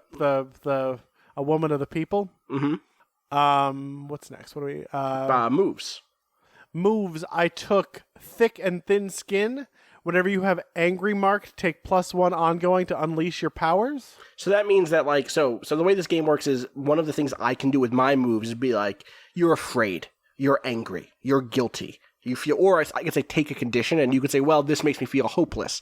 And those conditions change, give you -2 to a specific move. So in this case, angry gives you -2 to comfort or support or pierce the mask.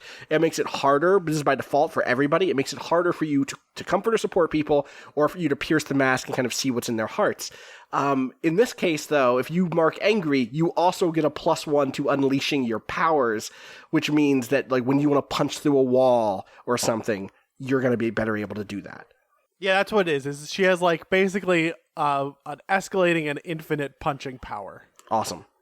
What's your second The other one? move I took on that same line is punch everyone. Whenever you charge into a fight without hedging your bets, you can shift your danger up and any other label down. Which means you can bring that danger up to a 3, and you could say, you know what, right now, I don't need to be superior to anybody, or I don't need to save anybody. Drop that one down.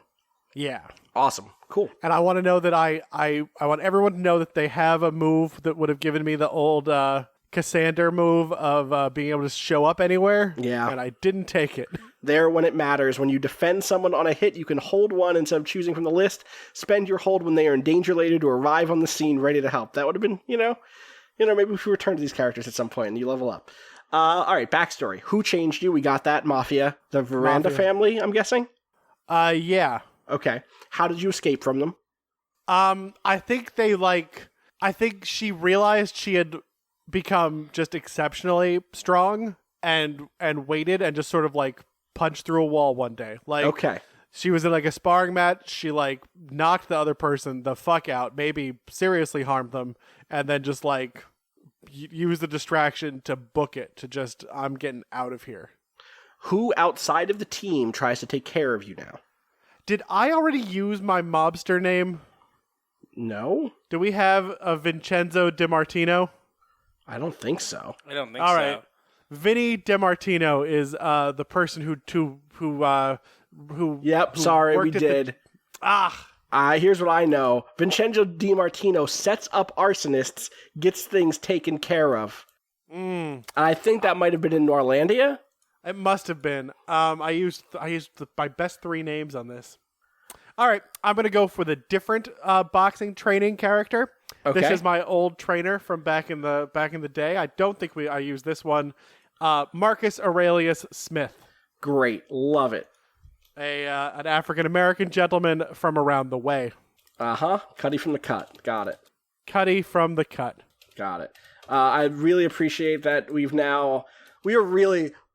have definitely synced up. We've definitely done the old Hofstra mind sync, because I don't know if you remember the first African-American boxer, the first black boxer of Bluff City was Achilles Apollo. So now we have Achilles Apollo and Marcus Aurelius Smith. Love it. We just have to jump another era forward, I think. Yeah. We Leonardo, go from here, exactly. We're just going through time. Exactly. Yeah. What's this character's name? Is there more, or do we get to know? The character's name is the Champ. Oh, right. We did that part already. Wait. We did. Wait, hold on. I read a poem. Hold on. Is that a poem? That was the name. I thought this was the big name drop about is that for a different thing? No, it's the Champ. That's it. We did that's the drop. it? I feel like that wasn't. I don't think Austin ever would have rejected the Champ. No. It's a lazy name, and it's a long way to go for a song reference. For the second hip-hop reference in a row, it's, I'll let you have it because it's a great song and a fantastic album. I was really expecting it to be something like Captain Crunch, honestly. Like, I was expecting it to interfere with a brand or be, like... Yeah. Can your real name be Captain Crunch? It's, Skechers Pay Less.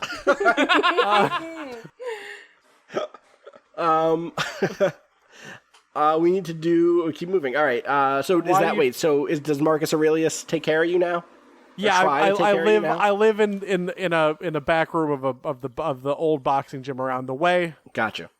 Yeah. Why do you try to be a hero? I believe that I need to use what I have to help the people who are being exploited by the criminal element in the city. Cool. Why do you care about the team? I think because there was like a bad moment, where I escaped and I was mad, and I was really like taking it out on people who I perceived as bad, but maybe were like kind of not so bad, and I was really like hurting people badly, and this team, these people stepped in and stopped me and cooled me down and got me into like a better space where I'm productively channeling my anger and one of the things I like about this game is we don't do origin story, or we don't like play the origin. Y'all have been a team like for the school year, which I like a lot. All right, so last thing for you, Art, on this run through anyway, the Bull's Heart. You always have exactly one love and one rival. You can change your love or rival at any given time. Give the new subject of your affection or disdain influence over you. Take +1 ongoing to any action that impresses your love or frustrates your rival. Yeah, and you should understand both of these really broadly. This can be. You can understand love as romantic love, as deep romantic affection, and rival as true hatred, or you can understand love as platonic or paternal or filial or whatever. The broad, fraternal, the huge range of what love is, and rival you can even understand as being something way closer to affection, or way closer to we're on the same team, but we're rivals. I'm gonna Legolas and Gimli. Gimli, the comic book artist. Right. Jim Gimlet Lee. Got it. Yeah, and I was gonna take Jack as my love and Keith as my rival. Are y'all cool with that? Are y'all good with that? Cool. Yeah, I'm fine with that. Can you define what that love and rival relationship is like? I'm curious. I think the love is more of like an infatuation. Okay. This this I mean it's like I'm hanging out with a celebrity. Right, okay. I've got to make sure that I really nail this, Uh-huh. You want to impress her. She's so cool. Punching. I'm going to punch real the good. Correct amount of punching. She's so pretty and I punch through walls. Yeah. Right. She's so pretty I punch through walls. Yeah. I spent all this time looking at different trying to look up different boxers in different weight classes, trying to figure out what women boxers look like at different weights, and what I really found out is that it's a lot of just height. Yeah. That every lady boxer I saw is just jacked to hell. Yeah. And it's just no, that's a different game. That's a different. This one's 5'11". That's Aliens in the Outfield. Jacked to hell is. Uh-huh. And I think my rivalry is more a kind of gruff. I don't care. I get it. You know more than I do, and I'm just better at. I'm better and cooler than you. Great. Is there any element of this what was the first part of that before the I'm better and cooler than you? The I get it. You're more experienced, but. Oh, okay. But I'm better and cooler. Is there a bit of this that's this guy chooses to do this day in and day out? He could stop whenever, and he's breaking his body, and they did this to you? This is not a thing you chose, and you actually feel like you have some responsibility because... Yeah, I think that's definitely an aspect of this. Do you think that Keith's character should be a superhero? I mean... Yeah, are you going to fucking tell me what to do? I mean, no, I don't, but you're doing a great job, I guess. Okay, good. There it is. Choose a role you commonly fulfill for your love or rival. Now, am I checking one for both? Yes. Then I will take Defender. Which says... When you leap to defend your love or rival in battle, roll plus danger instead of plus savior to defend them, which I think works great because one person I'm trying to impress and one person I'm pretty convinced should just not be out here. God, brutal. All right. So let's jump back to Jack really quick so that he can go to bed. So the rest of what we have to do are things that have to do with the team and your relationship with other people on the team. So there are a bunch of questions about when the team first came together, and then there are relationships and then influence. Let's start with when our team first came together. So, Jack, it says, we as a team attracted the attention of a major media outlet within the city thanks to our efforts. Who are they? Why do they support us? WBRK, The Break. Love it. So the radio station is just like big fans of the team. Yeah, the radio station is just like the radio station is because we, Russ and the Boss are just the baseball guys, right? We know there's more people. This is Hector Who is still around, as people who've already listened to the intro have already heard. But I think categorically, basically the entire radio station is just like, there's a team of teen superheroes. That's cool as hell. What do y'all have a name? Oh God, the Bluff City. How many of us are there? 4. Great. Off to a good start. I know it's late. It's late. No, not yet. We don't have a name yet. Great. Or like you could by the time we record the actual game. Maybe. Yeah. All right, cool. And they support you just because. Why? Because we're fighting the good fight. Because we're exciting. Bluff City loves Bluff City loves a spectacle, right? And also, there's a lot of dirty deeds and ill-gotten gains in this city, and it'd be good if some plucky youngsters who could, do bird telepathy showed up. I think maybe this is part of it. Is, or if I can suggest this, is when I look at the people who we've established as being part of WBRK, it's Hector Who. It's Ross Rossi and Boss Man Burke Bridges, who they'll just love anything that represents Bluff City in a good light. They're going to like it. You know what I mean? Anyone who's a hero for Bluff City, anytime that they can say, like, unlike those fat cats in Trenton, this city has real heroes. You know what I'm saying, Boss Man. And then also there, Gabby Gabs, who loves drama, obviously, Gabby Gabs. And then Nathaniel Bridges, who This City is Going to Hell, radio host and columnist. I think throughout all of these people, there is a sort of desperate hope that Bluff City doesn't fall apart. And that people stop leaving. And that the youth can save the city, in a sense, right? That, like, there needs to be a next generation of people who help Bluff City. I think there was almost a generational thing there. Yeah, I agree. All right. So then a few more things. Relationships. Blank might wind up being more of a star than me someday, and Blank would be a great sidekick. I try to keep them around. Damn. So I think that Shanty might wind up being more of a star than me someday. In part because, like, the whole bird thing is great. There's the association with Goldfinch. Mm-hmm. Or with Waxwing? With Waxwing. Yeah. There's the association with Waxwing. And that's all very exciting. And, and I think that there's, like, potential. It's such a weird thing, right? Being, like, a teen looking at another teen and going, I think there's potential there. But I think there's part of that. And I think that the champ would be a great sidekick. I try and keep them around. Nice, good. All right, influence. Choose how you see the team, as a means to an end or as something worthwhile on its own. If you see the team as a means to an end, give no one influence. If you see the team as something worthwhile, give 3 teammates influence. I think that the team is worthwhile on its own. I honestly believe that without the team, I'd just be very beautiful and famous. Great. And with the team, I'm very beautiful and famous, and I can work to, fight crime and do stuff like that. Influence is really great. I really love influence as such a great mechanic. It reminds me a lot of what we called faith in TM in Twilight Mirage, or what is now called obligation in the Veil. It is influence is a way of measuring whose words, actions, opinions, example have meaning to you. If someone has influence over you, then you care about what they think and say. By default, adults have influence over PCs. The young heroes care what the adults tell them. Over time, they'll be able to take influence away from the people they don't want it to listen to. It's a binary on-off thing. Someone either has influence on you or they don't, and vice versa. You either have influence on someone or you don't.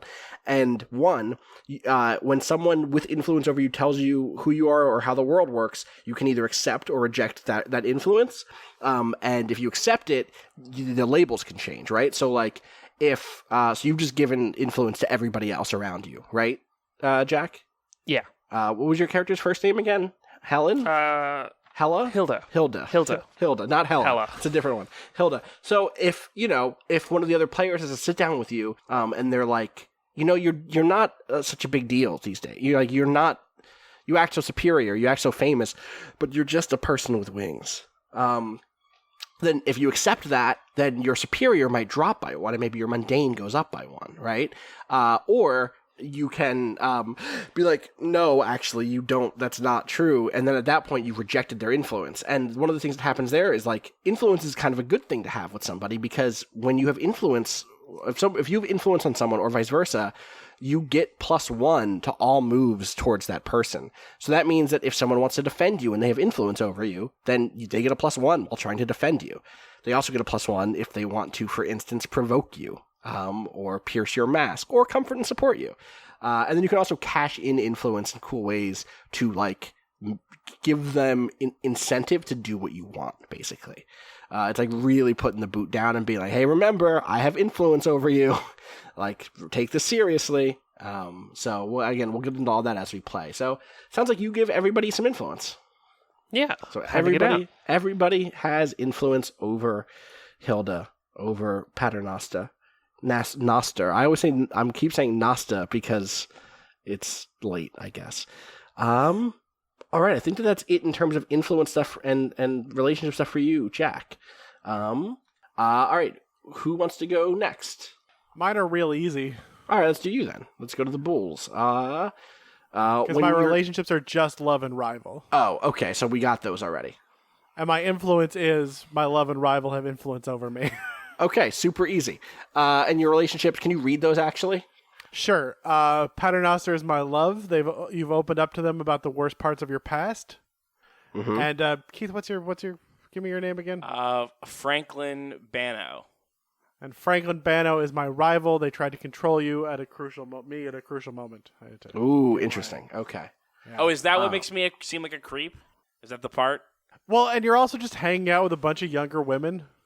If you knew a 20-year-old that like exclusively hung out with 17 and younger, he might not be straight. Like, we don't know. It's I don't think we need to worry. Sure, too much yeah. about it. But like on the surface, that would just look creepy. That's fair. He's also the only one of us who doesn't have magic powers, basically. So that might go bad for him. But that's also true. We're all kind of more good and able. Right. I do a really good job on my own thing. Also, we are all good people. I was just talking about optics in a fictional world. Right. All right. That's all yours. That's pretty easy. Yeah. And when the team first together, we defeated a dangerous enemy. Who or what was it? Yeah. I don't know. I sort of want like the Fantastic Four. Like, you ever see the cover of the first issue of the Fantastic Four? Yes, but I don't have it on hand. Moment? They're like fighting this giant like green lizard. Okay, that's a choice. Is it like and a sea want monster? like that. Oh my god, look at that green lizard. I'm not gonna lie, I'm sitting here quietly in my head being like, sea monster, making a sea monster to be a sea monster. It should be a sea monster. It should be a sea monster. We're by the what's the matter with the ocean? Water? Yeah. Oh boy. It's late, huh? It's 3 hours earlier over there, actually. It's only 8:15 here, but ocean's a hard one. What's a good ocean lizard? Like a serpent? Like a sea serpent? There are like saltwater crocodiles and shit that are kind of creepy. Jellyfish. What about some sort of like giant leg eel? There are What's those a leg eel? Me? What the fuck is a leg eel? It's not real, but like an eel that has legs. This is a stretch. I'm gonna say this is a similar vein. You guys know at KOTOR when you're on Dantooine and there are those flying giant manta rays? Yeah, of course. What if it was a duel? It was flying and also ocean. It was this evil. It was this horrible manta ray that could be wherever. There are eels that have legs. It's called a brith. Thank you very much. I hate it. I just think eels are real jellied creepy looking. eel. I'm really glad Jack isn't on the call for this. What if it's a bunch? What if it's like a bloodborne eel boss, where it's a bunch of eels that have combined to become an eel king? A eel king. The eel Love king. it. You beat the eel king. I don't know if Jack can handle the eel thing. He It's doesn't in the have rear to. view. It's He'll not. It's never not. hear Yeah, this. it's dead. We killed it. Oh, we already Wait, killed whoa, it. whoa, Okay. whoa, whoa, whoa! You didn't kill it. Did you kill it? You I think sent we it back dispersed home. it. Okay. There's a specific thing. One wherever it is now, it's one. Send it to an eel farm upstate. Right. There was a thing I definitely should have read in this book that's like, you probably didn't kill anybody. You probably haven't killed anybody yet. Okay. Well, Do you even kill an eel king? Because it's many eels. That's the just- question, it's a right? sort of Kill enough of metaphorical them killing. and- It's Yeah, like, I should have. Here's the thing: I should have read from the. I meant to read this at the very top. You all chose to be here. You aren't killers. You aren't All illegal right. or openly hunted yet, and you aren't beloved, except for the one who is. Right. And even that was is- in an addendum playbook, so. Right. Well, we And I mean, we scared it away. Okay, you scared it away. You saved people. That's the important thing. I think we dispersed it. I think whatever was keeping it as an eel There king, you go. we got rid of, and now I it's, think they're, there was- they're just back to There being was a many villain eels. that was controlling the eels and using it to make a big giant bodysuit of eels. Ugh.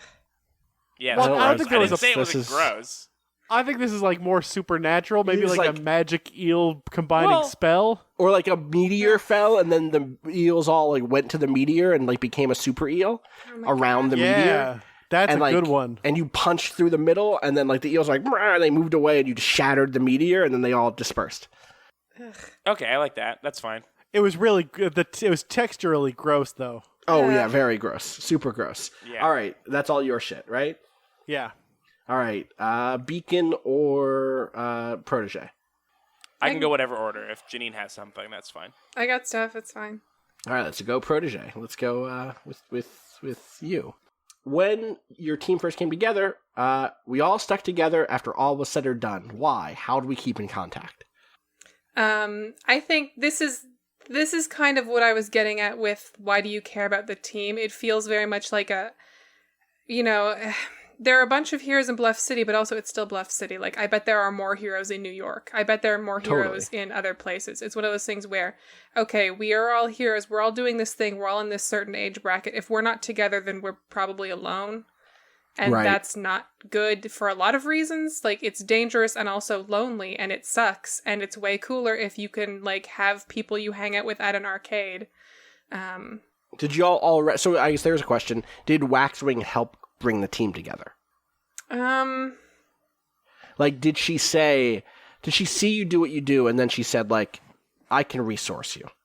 Stick together if this town needs kids like you. that makes sense if she's furnishing our hideout and our car and our mystery weapon.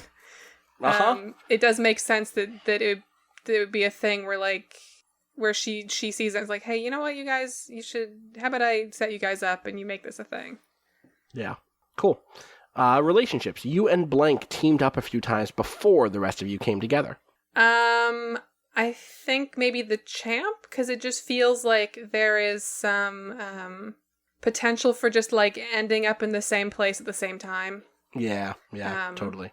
In a way that makes sense. And your mentor is cautious. They asked you to keep an eye on Blank. Paternoster. Okay, cool. Influence. Choose your demeanor. Playful or business? I'm like torn on this. I think like I see this character as not being playful as much as I would like to give influence. Yep. I just don't see her as being like really spunky. Yeah. All right, then if you choose business, give influence to no teammates. It can always change and play. It's less fun, but you know. Yeah, I mean, this character seems very businessy to me. Very focused on doing well. A little bit severe. Yeah. All right, that's all of your stuff. Oh, yeah, that is. All right, so back to Beacon, to Franklin. Hello. Who I keep wanting to call the Frank, which is not a That's name. fine. Okay. Frankie, Frankenstein. Frankie. Is got? that your masked name is Frankenstein? It's like that's not, you don't do He's that. like a Getting all prototype beat up. costume that says the Frank on it, and then he's like, I can't do that because that's just my name. It's just my name. When our team first came together, we found signs that this incident was the start of something bigger. What were the signs? I've been thinking about this one. I don't know what the signs were.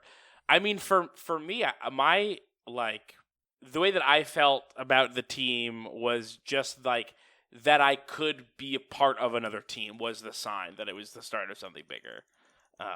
Because I had lost the team that I had. I think that this means the Eel King was the start of something bigger. Okay. The meteor that caused the Eel King to form was the start of something bigger. Okay. What were the signs that the Eel King was not a one-off threat? What were the signs that the Eel King was not a one-off threat? Was it something you analyzed inside of the meteorite? I always forget. Meteorite is the one. Meteorite is a piece of a meteor that landed. Yeah. Okay. Was it something in the meteorite? Was it extra meteorite? Was it like you broke open you recovered the meteorite and then there was writing on it?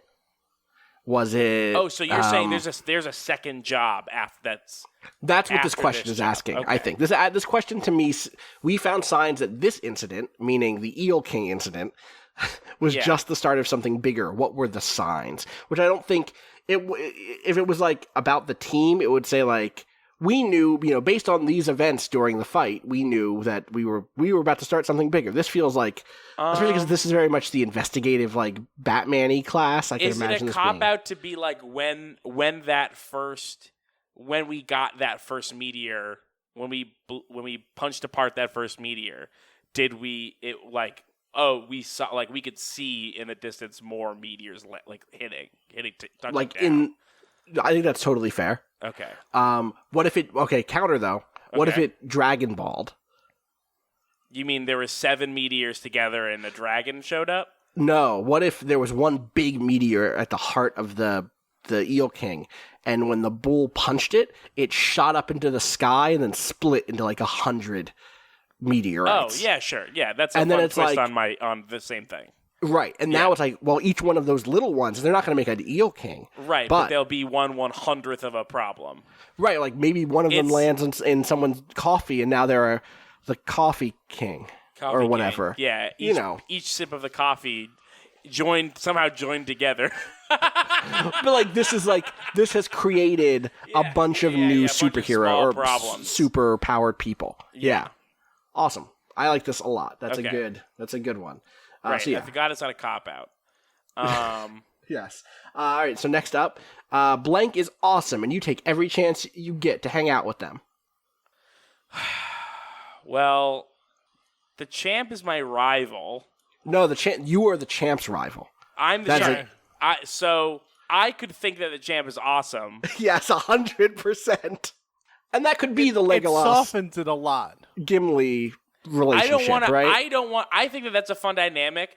I'm not like sold on it, and I also don't want to soften Art's thing. I think it's fine to soften it. I think it's fine for this to be a little more playful. Because it doesn't have to be serious, Well, it could carry the potential to get serious, right? It does. That's the thing. Potential to be is that serious. when we come, it's like when the camera opens in the first few panels, we can see that they're counting off how many evil robots each of them destroyed, and they're like, one up on you this time or whatever. But then by like issue 7, it's like, just because you've been doing this for 4 years doesn't mean you know everything, right?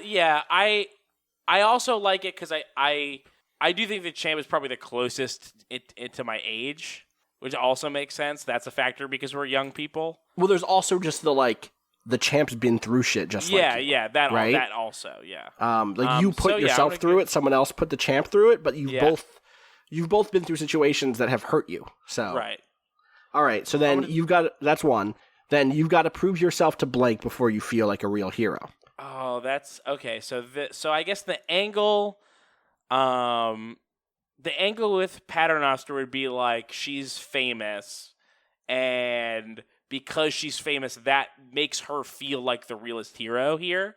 Because like that's the way that people get to know heroes, is that they're famous, right? And that's like external validation. Yeah, and then the angle with what's the protege's Grouse. name with Grouse would be the Grouse or just Grouse, Janine.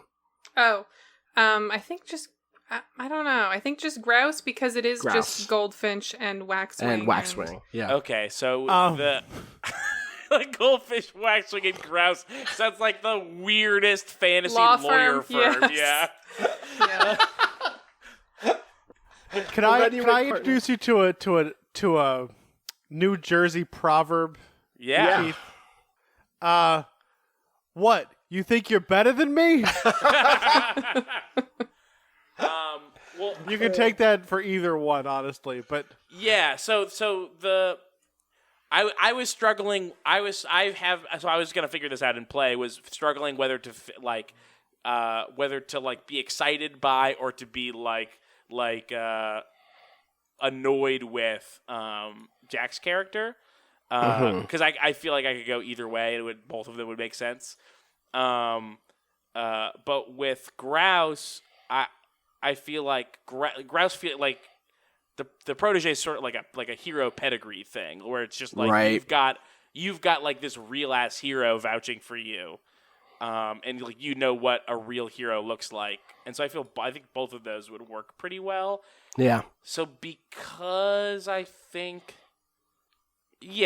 not sure about how to play with Jack's character yet, I think I'm gonna do you have to prove yourself to Grouse. Okay, that sounds good to me. I also think like having to prove yourself to the newest hero might be fun. Also true. All right, so then influence. You are so excited to be here. Give influence over to 3 of your teammates. Good, easy. Oh, all of them. I'm giving one to everybody. Love it. I also, before we move on, I did have a thought.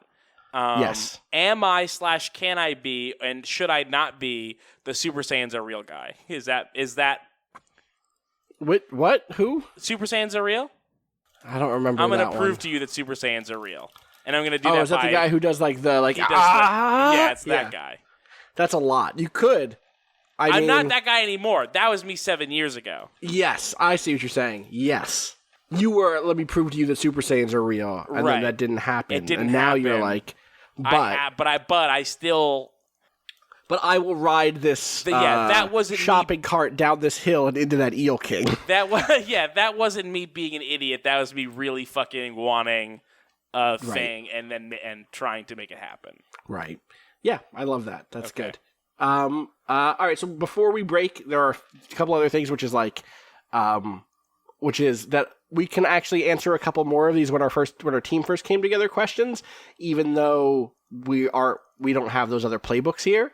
And I'm not going to do all of them, but there are a couple more that I just wanted to be like, hey, what about this one? So, when our team first came together, we saved the life of someone important, either to the city or to us. Who was it? Why are they important? Can you repeat the question? You saved someone important when you beat the Eel King. Who was it? Why are they important to the city or to you? It's Osbone. Did you save Osbone?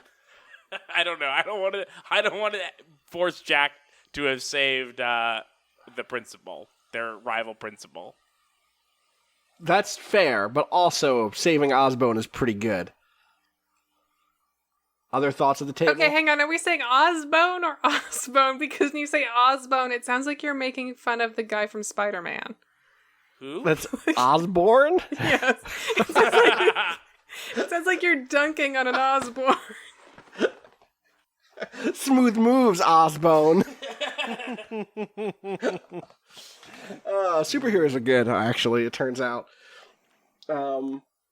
Yeah. Osbone, it could also be it could be evil Mayor Steve Harvey that we saved. It could be. His name is Ollie Frazier. Thank you. It could be a Hector. It could be Hector that we saved. That's fun. Hector who? Oh, that's fun. It could be Hector. It could be Hector. I like that. Also is why Hector's a they are good one. champions, because we fucking saved Hector. That's a good in with them. Yes, 100%. Good. That helps me with an intro also. Okay, well then we saved Hector. Because now I get to describe the fucking Eel King fight from Hector Who's perspective. Yeah, I mean, and we also get Hector Who. What's the word when you talk about something with like when you praise something? I guess praise from Hector. Praise? Yeah, there's a better word, but praise from Hector from like literal firsthand experience of like these fucking kids saved me. Right. Like I was gonna be killed by one eel made up of 1,000 eels. Right. The thing that's wild is, does that make the Eel King story more believable or less believable to those who didn't see it firsthand? Well, it's a legend. Right, it's like exactly. Who ever will like we don't know. It's very Art Bell again. It's like 80%. We're all pretty fucking sure it happened. Here's another good one. We destroyed something in the fight. Where was it? What did we destroy? Well, it was by the bay, right? It was by the bay. Yeah, I think it probably like made its way towards some sort of, either docks or a pier or something. I'm thinking of like a Ferris wheel, but part of that is because it feels like it'd be really cool if instead of actually like punching through the Eel King, like a disconnected Ferris wheel got punched through the Eel King and then it like split it all up, like when you get one of those apple cores that you like push down on an apple and it like apple what? An apple core. Oh my god, we're not doing this. Ferris wheel was the first that came to my mind too. Okay, I it like all Ferris works for wheel. me. Here it is. Ready? Bloomin' onion maker, like a bloomin' onion maker. Like a bloomin' onion maker. You opened up the Eel King like a bloomin' onion. Jesus Do they Christ. sell those? Yeah. Here's what it is. It's the pier that the arcade is on.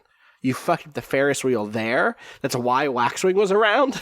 I think she owns that pier, probably, in her, like, in her civilian clothes.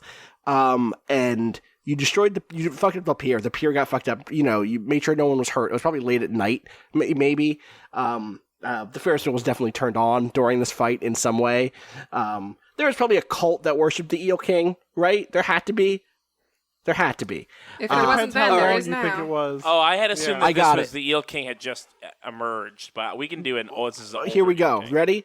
There was a cult that took over an abandoned pier that had been an amusement pier, had been abandoned. The Waxwing owned the property and like had been using the area under it as a secret thing, but hadn't kept it up. Evil Cthulhu cult, Lovecraftian cult, believed, at least, maybe they did, summoned the meteor from the heavens, from the cosmos, came down, created the corrupted Eel King, which is also the name of this boss in Bloodborne 2, coming out next fall. It's not actually, sorry. And then when you defeated the corrupted Eel King, and the cult had turned on the Ferris wheel. It was a whole cool fight. You fought the cultists off, destroyed most of the pier. Waxwing shows up and is like, hey, y'all all right. You're the whatever, the Bluff City Birds of Prey. That's what Birds of Prey is already a thing. You know what I mean. How established was this cult? Was this like a weekenders cult? Like they only take their motorcycle out every other weekend or whatever? And they were all very surprised that some shit happened? It had been that for 20 years, and in the last 2 years, some news showed up and was like, I can fuck with this. 100%. I played a lot of The Secret World. I know how to make this real cool. Yes, exactly. I mean, do you want me to go all the way? Because I can tell you something, which is there was someone there who got away, and it was someone who had a horseshoe crab for a face. Ew. Which should mean something to the people who played Norlandia here, which is gross. And they got away, and they were the leader of this cult. So there is something happening for real here. Waxwing is like, shit. Is that other world shit? Is that what That's that weird otherworld shit from Norlandia. Yeah. Blue, Hector, who was blue the city. blue city. Yeah, and so you think maybe the cult called that from other blue city? Who knows? But Waxwing was like, hey, we're gonna repair this thing. It's gonna be we're gonna turn on the piers. You know, we're going to reactivate the Ferris wheel for real. We're going to make everything tourist ready. And this summer, the whatever my pier is going to activate again, and it's going to be a cool place for kids to come hang out. And y'all are going to run the arcade. And also underneath the arcade, you can have a secret hideout, and it's cool. That's my suggestion for this.